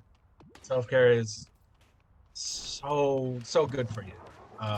Self-care isn't selfish, and I still have to know that. So I have to tell myself that every day. Yeah. I'm gonna use that line. Self-care isn't selfish. Yeah, like it is. I read it off of some fucking yogurt or something, but it was. I love it. It was so profound that it stuck to me. But yeah, it was just. It's so true because you really do have to take care of yourself and love yourself before you can love anybody else. And I took that from RuPaul, and I don't care because it's so true. And yeah, that's my final thoughts. Thank you, and join our community because it's wonderful. Rios? A lot of good points, a lot of good recommendations tonight. One thing that I was thinking about when you're talking about like the EDMR stuff is now this is not a method for therapy or anything, but it is something that a lot of people use to help relax. Similar thing is you're talking about like tapping noises and sounds and whatnot that can trigger a section of the brain that a lot of people know as ASMR effect. It's a reaction that like helps you relax and you feel like tingling in the back of your head. And so like I said, it's not a therapeutic method, but it is something that people can do to help relax and maybe even calm themselves down.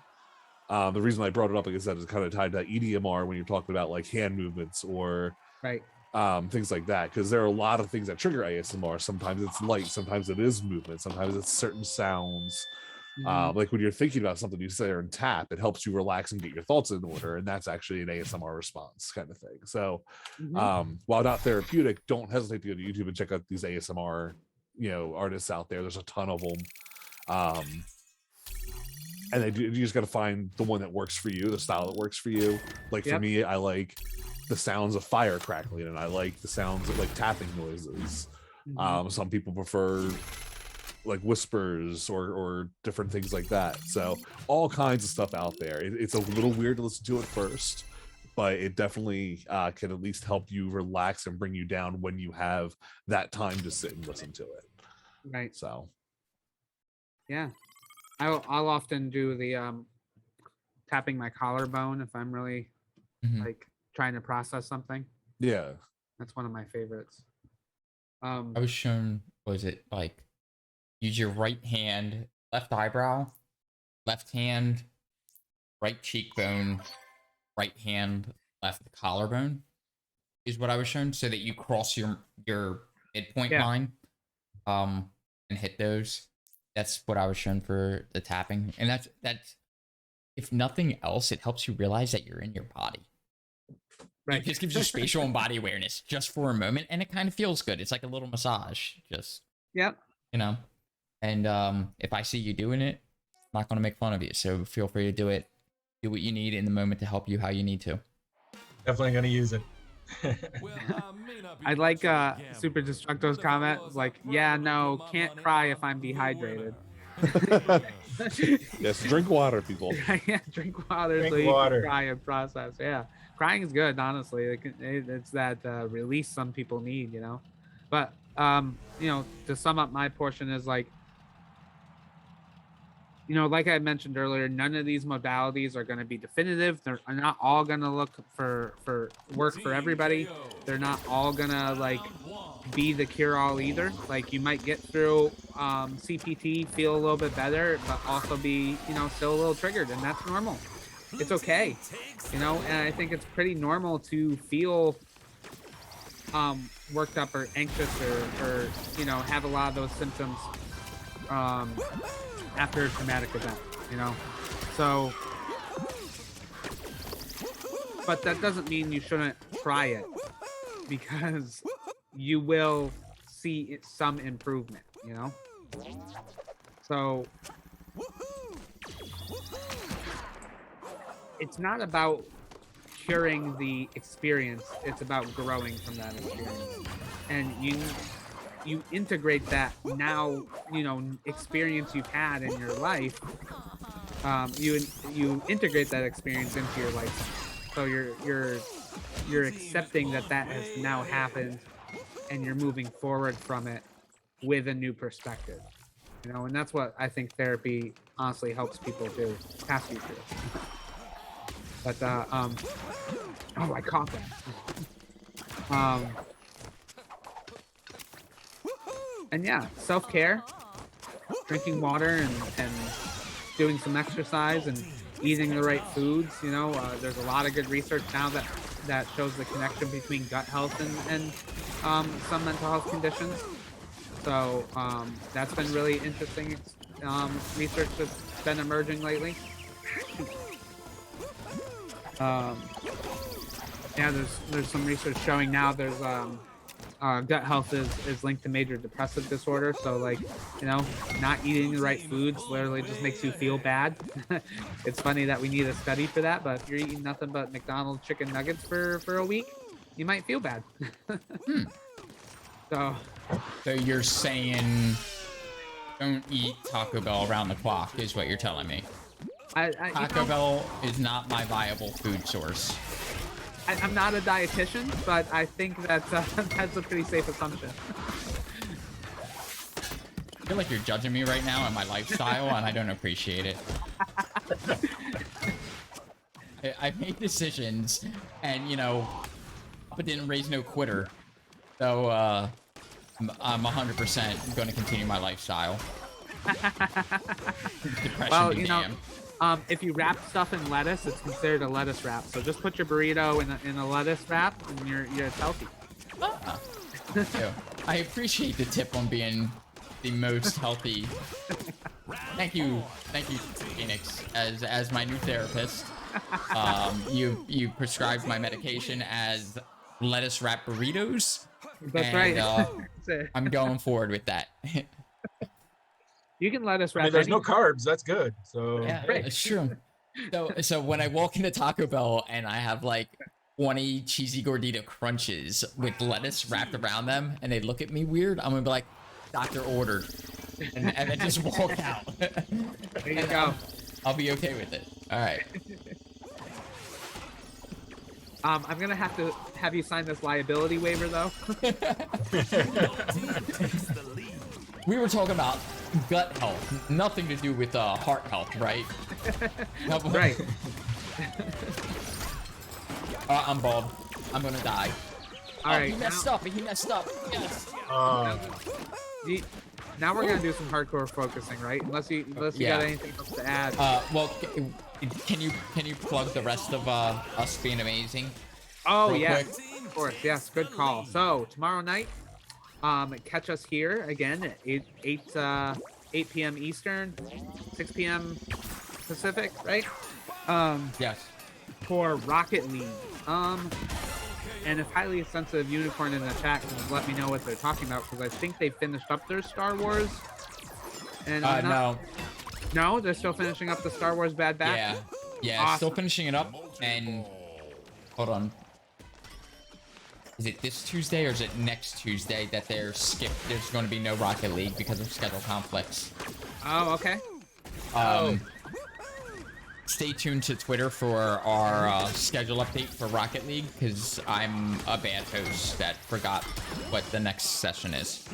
Well, if you don't already follow our Twitter, that is going to be the best place to find like the most current. Like, if we change something or if anything happens, please follow our Twitter, and we'll put it out there, and that you'll catch that much faster.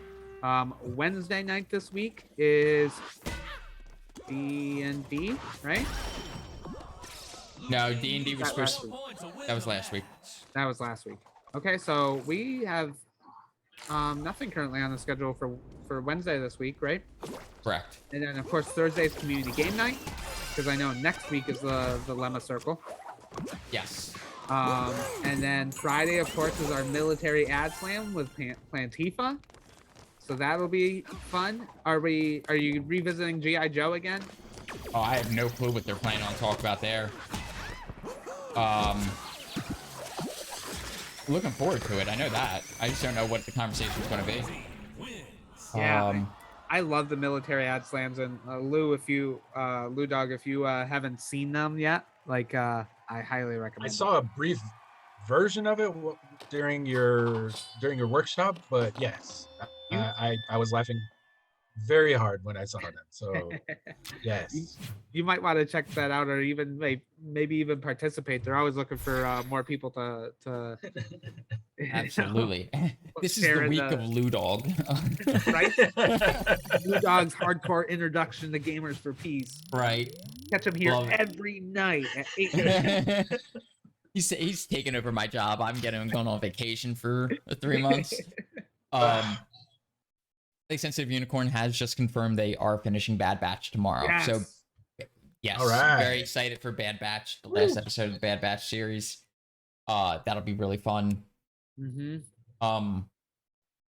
Ad Slam, and that wraps up our week. You mentioned community game night, right? Yeah, that wraps up our week.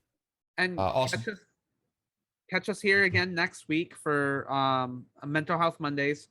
I really want to see if we can put together that panel for I think next week we'll probably end up talking about Afghanistan and the stuff going on now.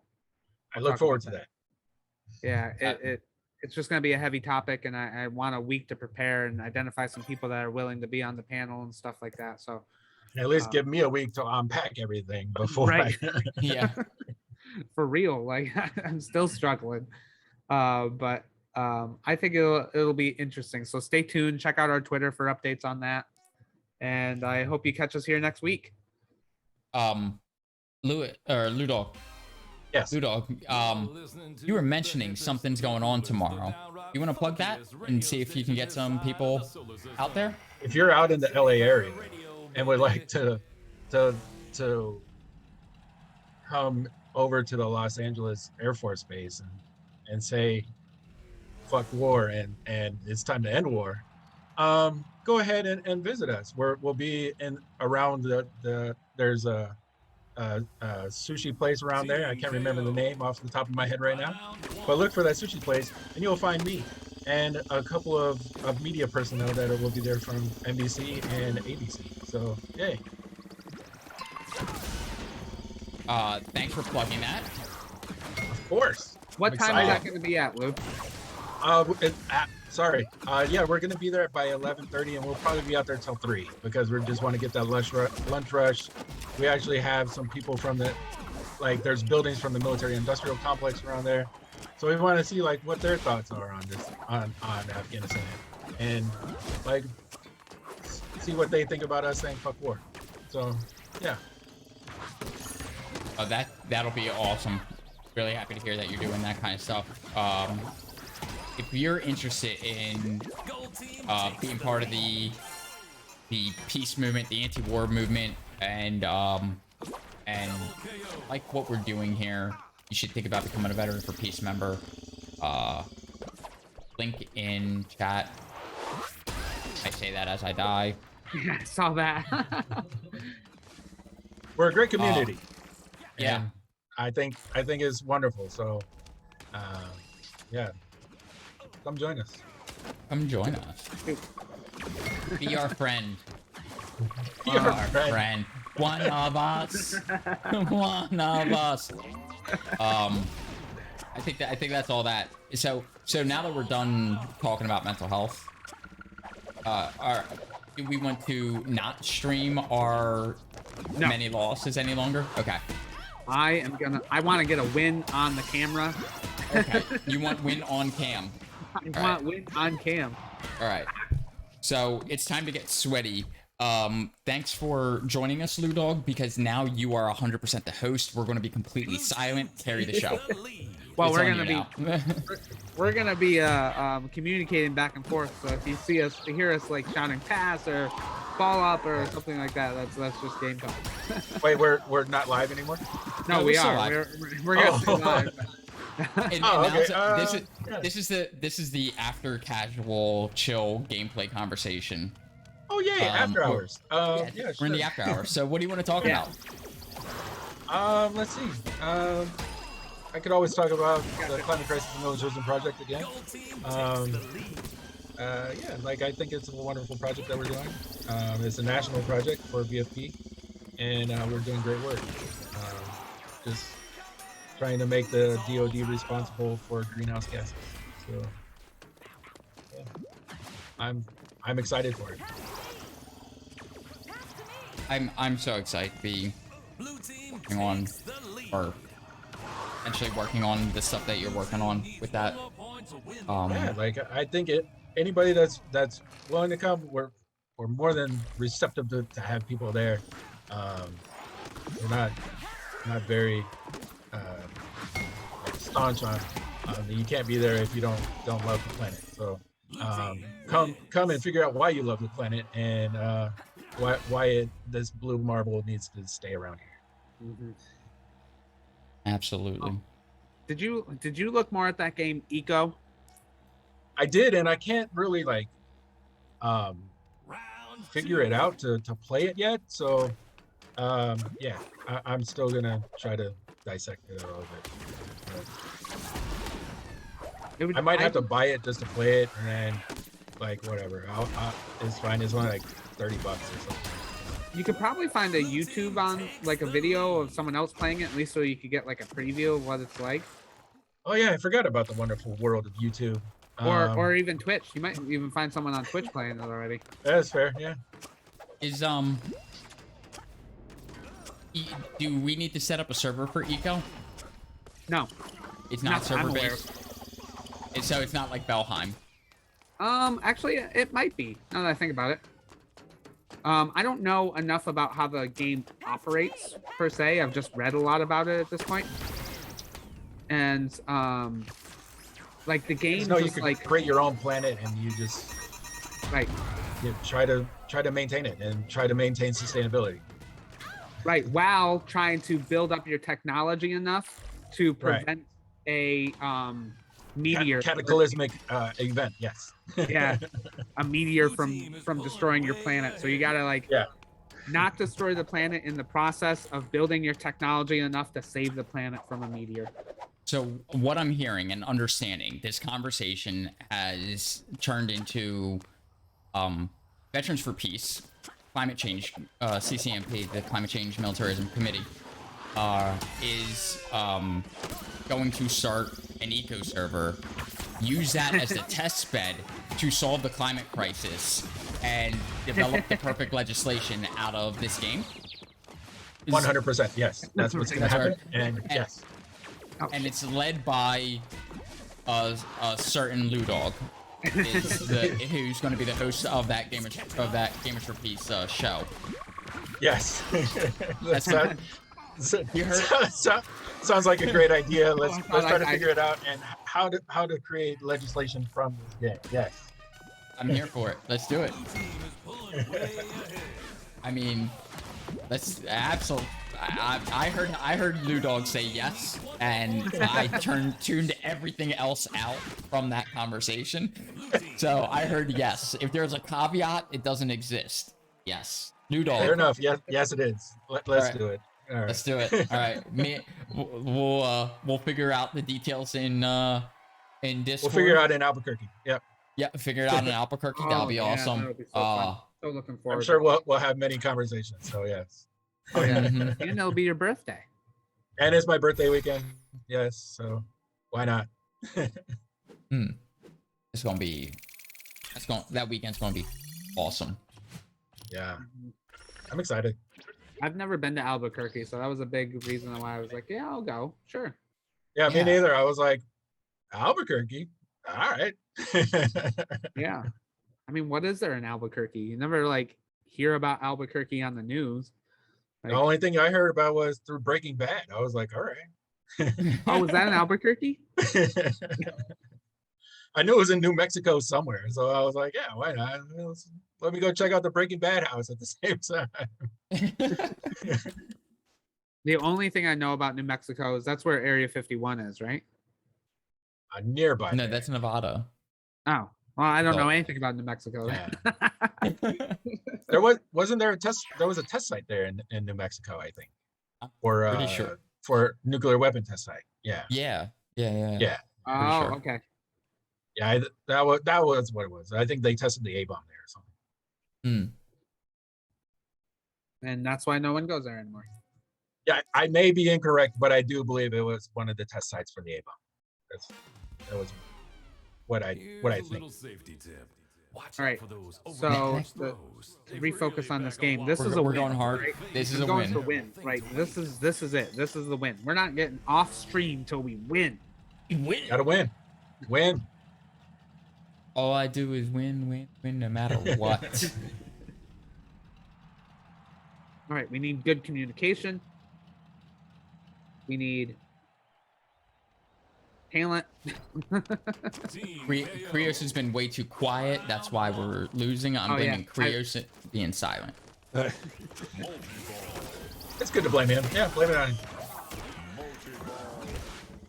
Accent. I was looking the wrong direction. Good call. If I say pass, I'm passing to you usually. Yeah, I gotcha. Oh, throw me and then get that multi-ball behind. Yep. Multi-ball. Pass to you.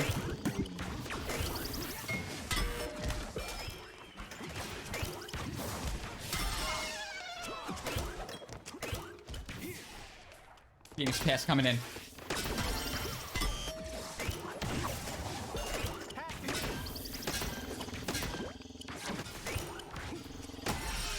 Wow. Nice. It's all tied up.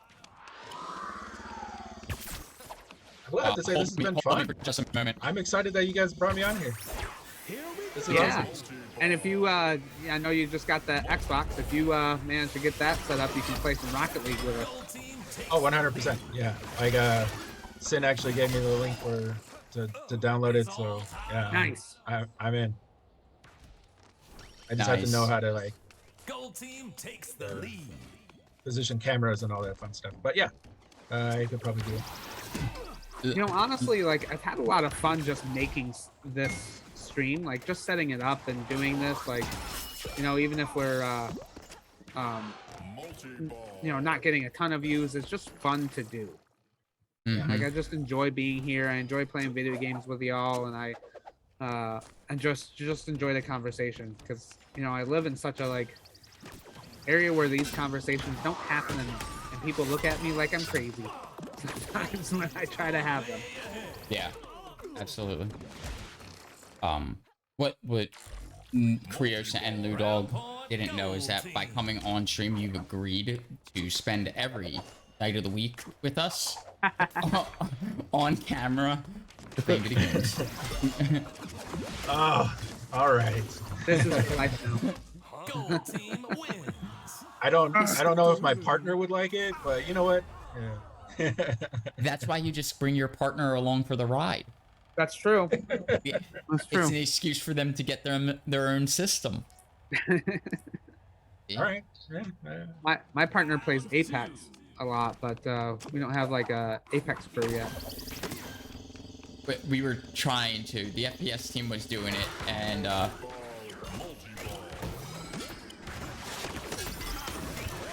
My partner still loves Crash Bandicoot, so. Nice. Oh, that's cool. That's awesome. They came out with a new version of that, didn't they? For yeah, Xbox? yeah, for Xbox, yeah. She actually forced me to buy it, and I was like, all right, fine. Oh, it wasn't a much force, but yeah. All right, twist my arm. You have a happy life if you do. You have a happy partner, you have a happy life. So that's the way it works. Did you just throw him off the building with a ball? Who? I thought it looked like you lob threw a guy off the building. Yes, pass me. I'm throwing trios. But I was not expecting to have a human in my in my hand right there. Sorry.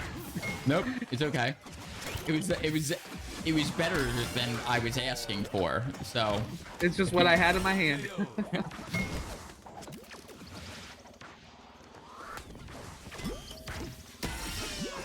Nice. All right, we gotta stick together. That's what was happening before. We got so used to playing solo, not as a team.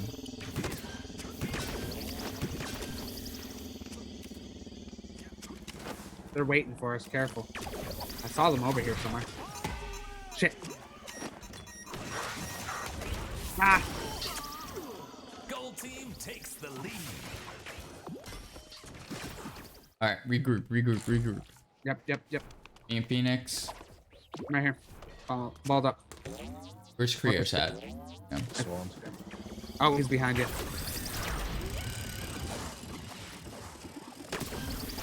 I missed it.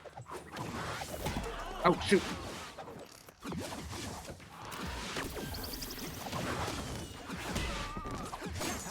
Oh, no.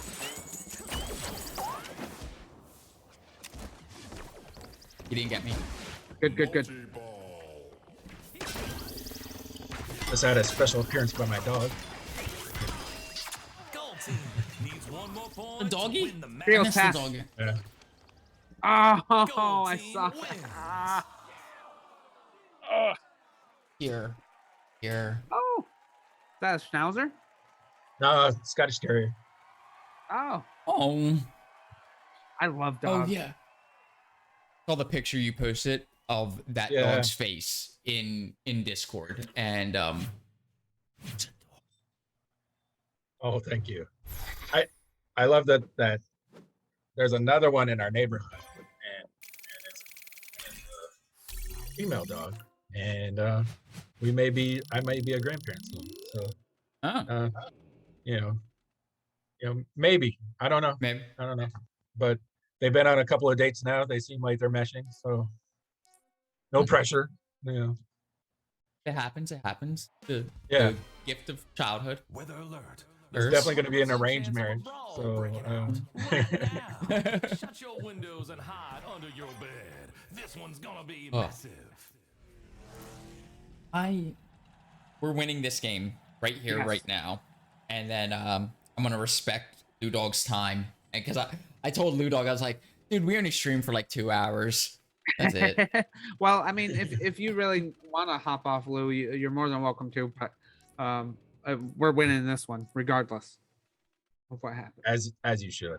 Yeah, I actually have to go to dinner. So If you want to hop, you won't ruin anything. You can go ahead and say your final goodbyes, and I'll switch cameras. So, Lou Dog, I want to thank you for coming on and being part of us for this evening, and for becoming one of the newest Gamers for Peace community members. Really appreciate you coming into the space and just being awesome and having this conversation with us. So. Well, I appreciate the appreciation, and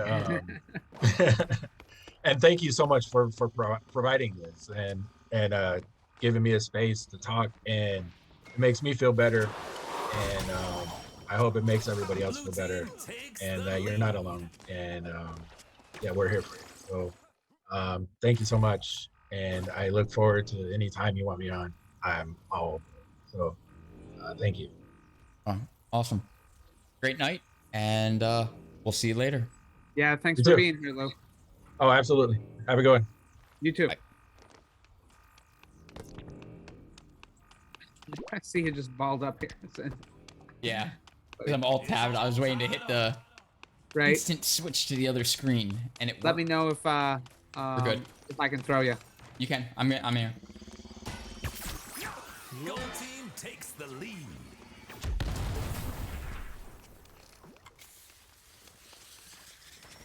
There's a soda bomb someplace. Phoenix, cup getting thrown at you. Oh, he Yep. blew it up on Oh, he blew himself. himself up. You got a pass? No, I threw a ball. Phoenix, pass to you. Oh, no. It's all tied up. Oh. Pass. Nice. Nice. Soda ball. Careful. Oh. Oh, cool. Didn't get me. Pass. This in. Oh. Nice. Nice. Nice. Nice. Soda ball. Oh, shit. I'm blinded. You're safe right now. I do. One coming in.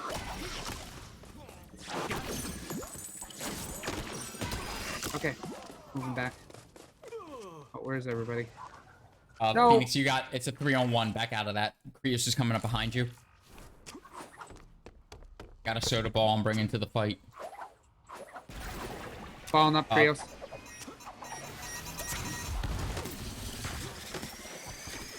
Damn it. That's alright. He didn't throw me off, so that's good. Oh, shit. It's all tied up.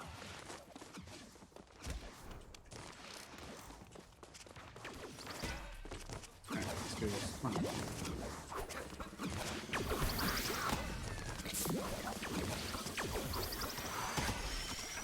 Careful, that's a soda ball. I just threw.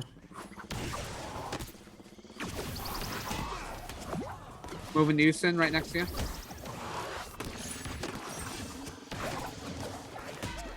Nice. Got Nice. him. Gold team Pass takes to you. the lead. Up. Hit the edge. Yeah, that's what happens. Nice. Ah. You got me. Pass to you, Krios.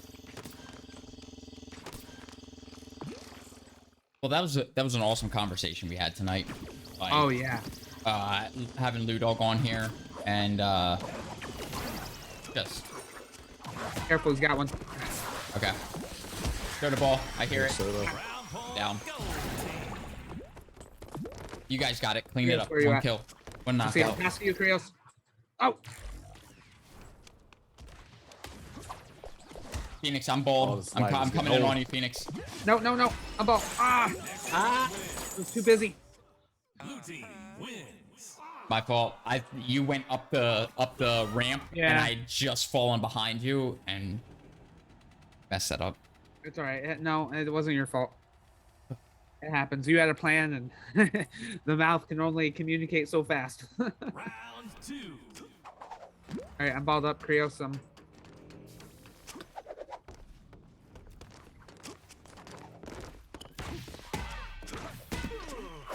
Well, I messed up their plan.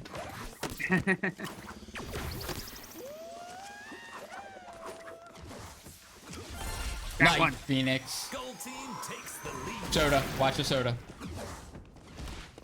Ow.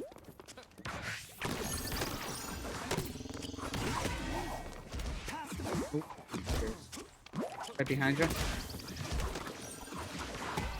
Ah, shoot. It's all tied up. Been Blue team days since I takes played the this. lead.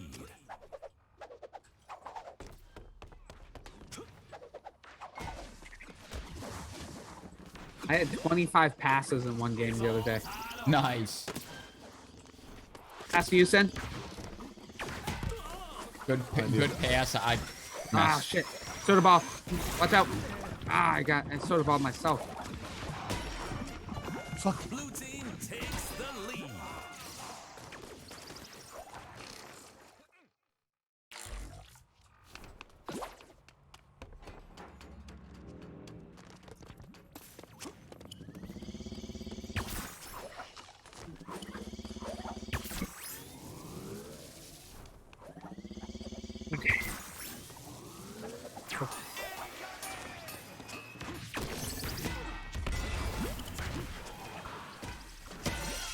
Ask you, Krios.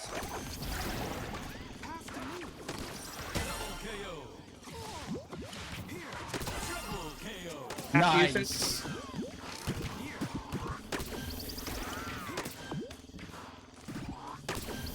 Behind us, behind us, behind us. Soda.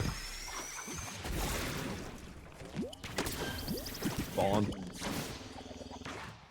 Nice. Gold team takes the lead. I'm down. It's Here's here in a one-on-one. No. team takes the lead. It's all tied up.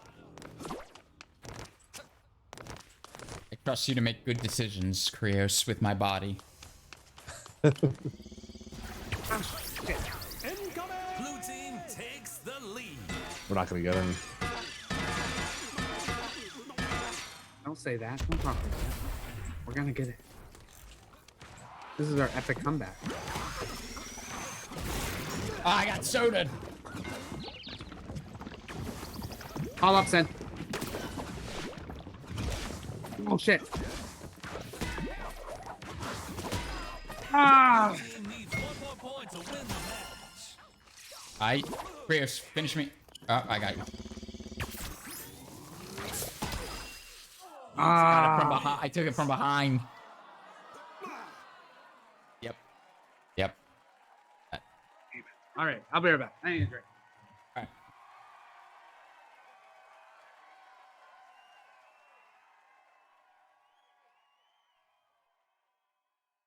So, Krios, you downloading Pokemon Unite right now? Yeah, eventually I will. My Switch is over there somewhere. Too far away.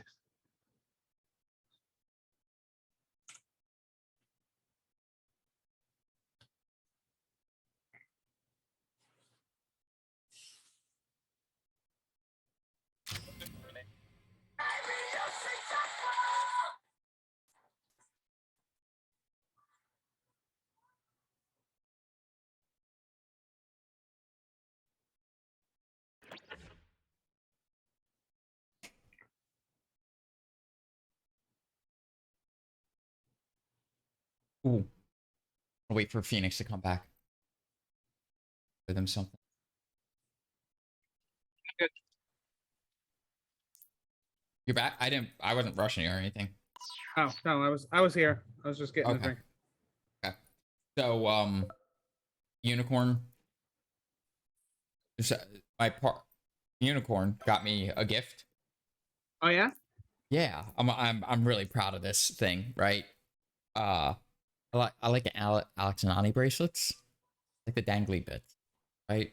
Oh You know Alex and Ani bracelets? They look like this. no. Right, Hang on. I gotta switch to the Zoom chat. Okay. It's a shame. It's capitalism.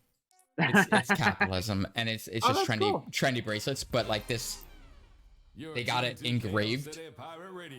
The station your Wow. people don't want you listening to. No, it's engraved to say "fuck war." Oh, So nice. I have a "fuck war" bracelet now. That's I- awesome. I am so happy about having a "fuck war" bracelet. Are we getting official Gamers for Peace jewelry? Is that gonna be a thing? I mean, it might not be as cool as my "fuck war" bracelet, but we can absolutely get some Gamers for Peace jewelry that say "fuck war." I'd be down for that. Oh, I was appreciating your nails the other day. I just love the color. What Thank you. are the colors? Because they're not like bright, but they're also like very clean. Like I just loved how like they Thank were you. just they were a good balance.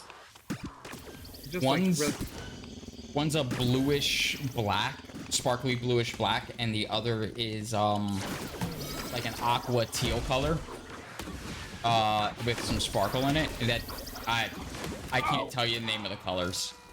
No. Wish I Where'd you get could. them from? What's that? Where'd you get them from?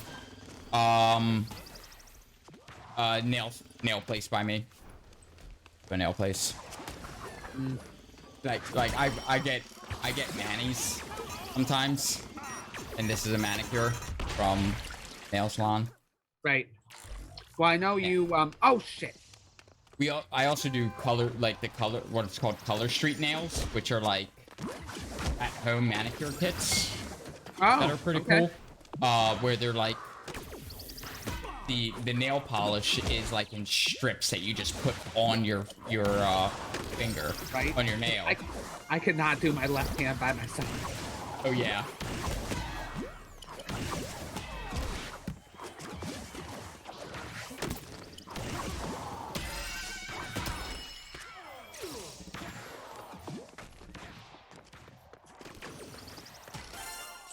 Nice. Thank you for cleaning him up. Yeah, well, I died in the process. But... Oh, did you? Prius, I'm coming to you. I'm coming. Stay alive, buddy. I know Wegmans has a really good brand of nail polish. Starts with an E. But they have a lot of good colors too. And I know you're on the East Coast, so you must have a Wegmans, right? Yeah. I hit Wegmans up every once in a while.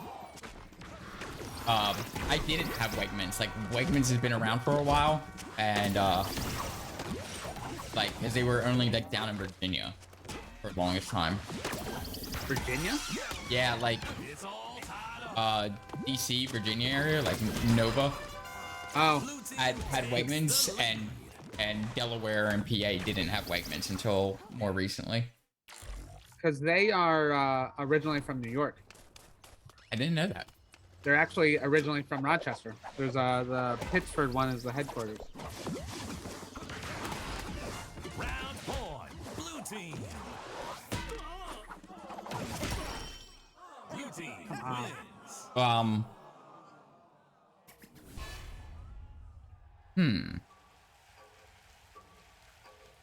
We're gonna win this match because we're a second and third round team.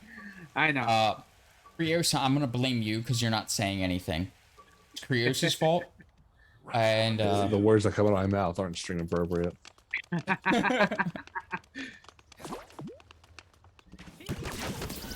Super Destructo, I want to see your coral nails. Oh yeah, he has some nice nails. Ah, shit. Blue team takes the lead. All right. I guess we're playing at the level that like we actually need to start looking at meta and strategy, right, and not just random ball throws. Right. Shit. What's that? All right, moving back to you guys. I'm right next to you, Sin. I'm balling up. Okay.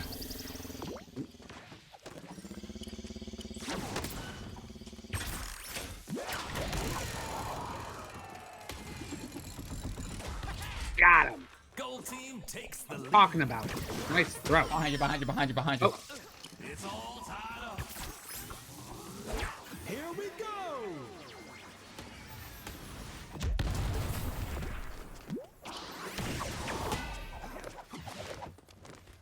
Get out of there, Sin. Ball up. Oh. We got Creos. Gold team takes the lead. Pass.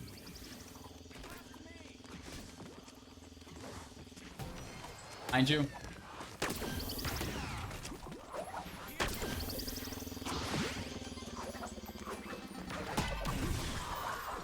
I'm going to get this ball. A little out of the way, moving back. Caught one. Got him. I'm bald, Phoenix behind you. Ah, no. It's all tied up. I'm down. Blue team takes the lead. All right. I'm balled up, Sin. You got me. Nice. It's all tied up. Grace pass.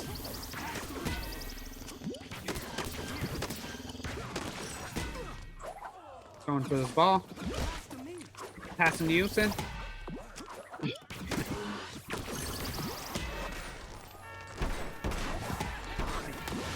Gotta get out of these car way.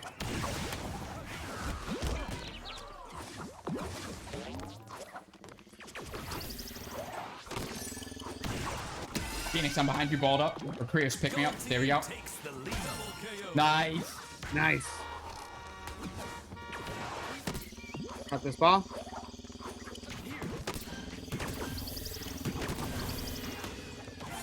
Got it. Nice. Nice.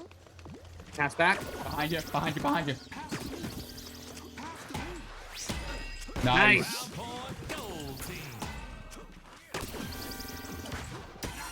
Nice. That's what I'm talking about.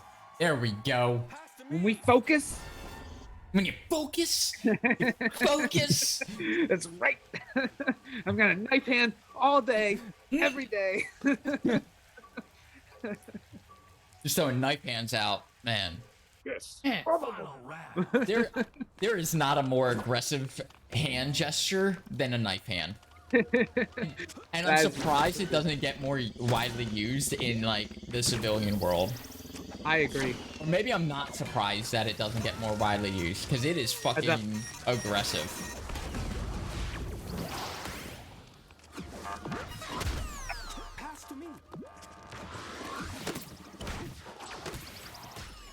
Oh, come on. Blue team takes the lead. Krios, I'm behind you, but you got 2. You're split. Yeah, 3. There were 3. Nice. You got the hit. I got a ball. Look at you. I got a pass. Oh, shit. I'm coming back into that fight, Phoenix.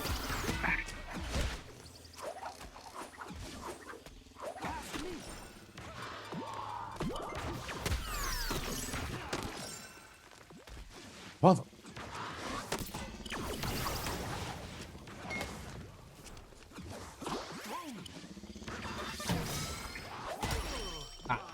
Sorry. No, it's not. That wasn't your fault. You throwing me saved both our lives. I knocked away their ball. Ah. Gold team 3 on 1. is falling way behind. Ah, I just fell off the edge of the map. Oh. I've done that before. Like my mouse like just goes awry and I just end up falling off. Mm-hmm. Oh, I just saw that. All right, we gotta stick together. Big group. Bombs away.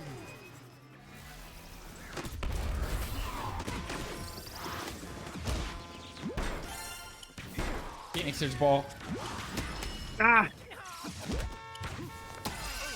Got him back. Good. All right. Fierce Have pass. to come back here.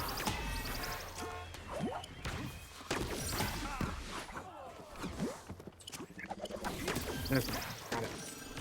Pass. Wow. Needs one more point to win the match. Wins. Ow.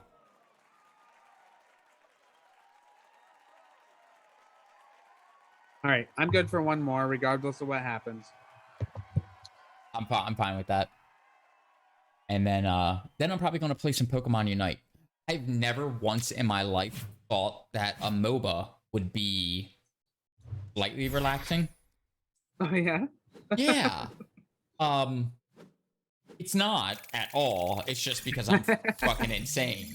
The masochist. No Oh kink. yes, yes. I appreciate that. Thank you.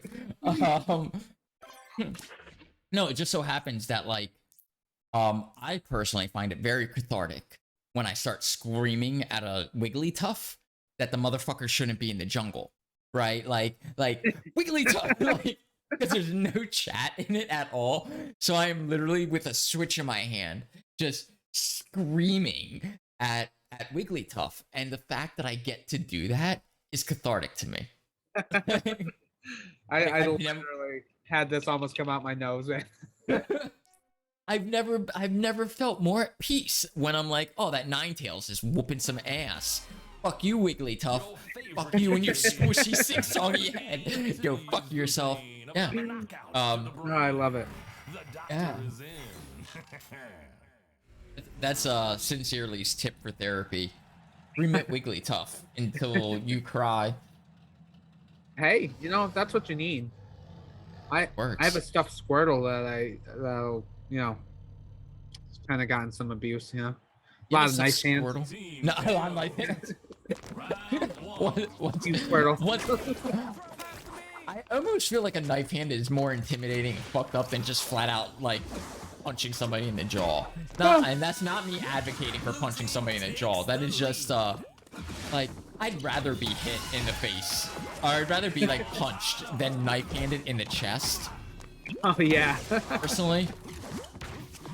When I was in basic, I've always been kind of like I'm really good at staying under the radar and stuff, But when I was in basic, the drill sergeant went around at the end of basic, right, and like said a little thing to each person that was in his platoon. And he didn't actually say anything to me. He just punches me right in the chest. And I think he knew that, like, I just stood under the radar the whole time. And, like, he didn't catch me, Nice. with doing anything crazy or anything. So he just punched me. Oh, it's nice to know that your father figures in the military punch you to show you admiration. Right. Right? That's not... That's masculinity, though. Like, dude, masculinity does that, right? Like that toxic kind of... The only way I can show appreciation is just by socking you right in the freaking chest. Yep.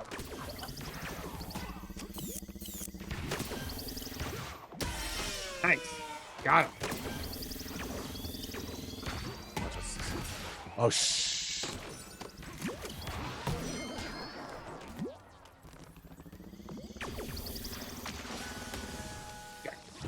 That's you, Krios. Oh, you already got somebody. I snuck up on him. Nice. That's what I'm talking about. Look at that. But no. So happy. What's that? No, go ahead. I was getting on you the go. high horse of what masculinity teaches us. Dude, I'm here for that conversation. Let's bring it on. Let's do it. Right? But, that's just like a weird example of what masculinity teaches us. Like, showing affection in the masculine world is so weird because it's often like negative. It often like is almost abusive in a sense. Like I've got to like call you names. Like I only insult the people that I like. Even if you're not insulting, most of the time when men are complimenting each other, it's backhanded. Right, exactly. It's always in a backhanded compliment. Like we're preemptively checking the ego and getting rid of the validation that the compliment is supposed to be giving. Just replacing it with like, obviously you did a good job. Like, right, not you. It's like, not you. You're an asshole, and then you just smile and laugh about it. It's a verbal punch to the chest as acknowledgement that like you're a close friend or you did something that I thought was great or helpful or something. Nice save there.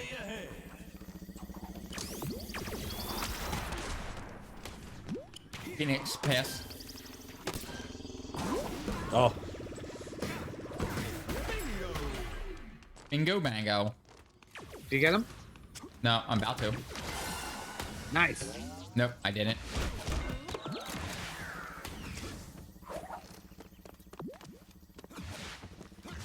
Oh. Where'd he go? He went into the tube. I followed him. He has a ball. I don't. Okay, moving to you.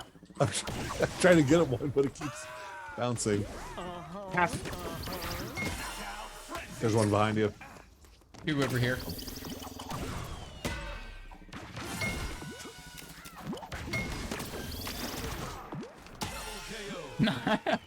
That's kind of salty. I think they got one person that's not They do.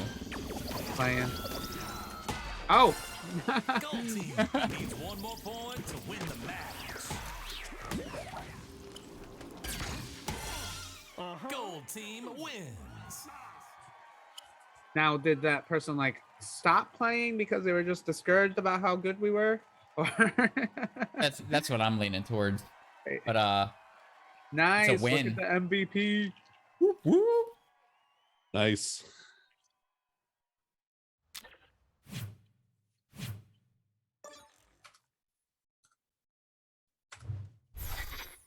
All right. To have a win underneath their belts. I appreciate you all tonight. I appreciate y'all, you two, so much. Appreciate you guys. Chris, thank you for being part of us as well. So Of much. course. It's funny. I've started using y'all as try to have like a gender neutral instead of saying guys all the time because I say that too much. Mm-hmm. Yeah. Absolutely. I'm trying to So break that try to out. use y'all more. But it is like kind of uncomfortable. It's like I know it wasn't a y'all person growing up. I'm still not a y'all person. I'm a John person. John? John. It's a Philly thing. It's a Philly thing. It's a Philly and Delaware thing. Or okay. Like even Jersey. John is as Everything. versatile, if not more versatile than fuck. You can use the two together. Fuck this John. Fuck this Sean is a very common thing. Really? That's funny. JAWN. It is official language at this point in Philadelphia. It's been for years.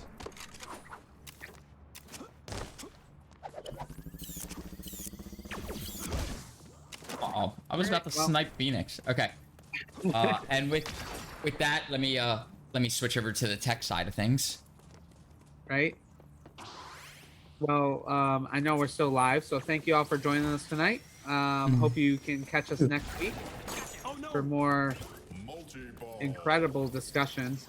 Just like it's so invigorating being in such a great community like Gamers for Peace and having so many people that like just you can resonate with, and then just like share that common goal of ending the U.S. imperialism and U.S. war across the world. Like it just doesn't make sense to me that we can justify this type of behavior across the world and then get so PO'd when someone might like kind of finally call us out on it, Mm-hmm. Yeah. All right. Go ahead. Have a great night, everybody. Chris, you got anything you want to say before we close out, before I hit end stream? No, I think we wrapped up pretty well. The ASMR was a little thing.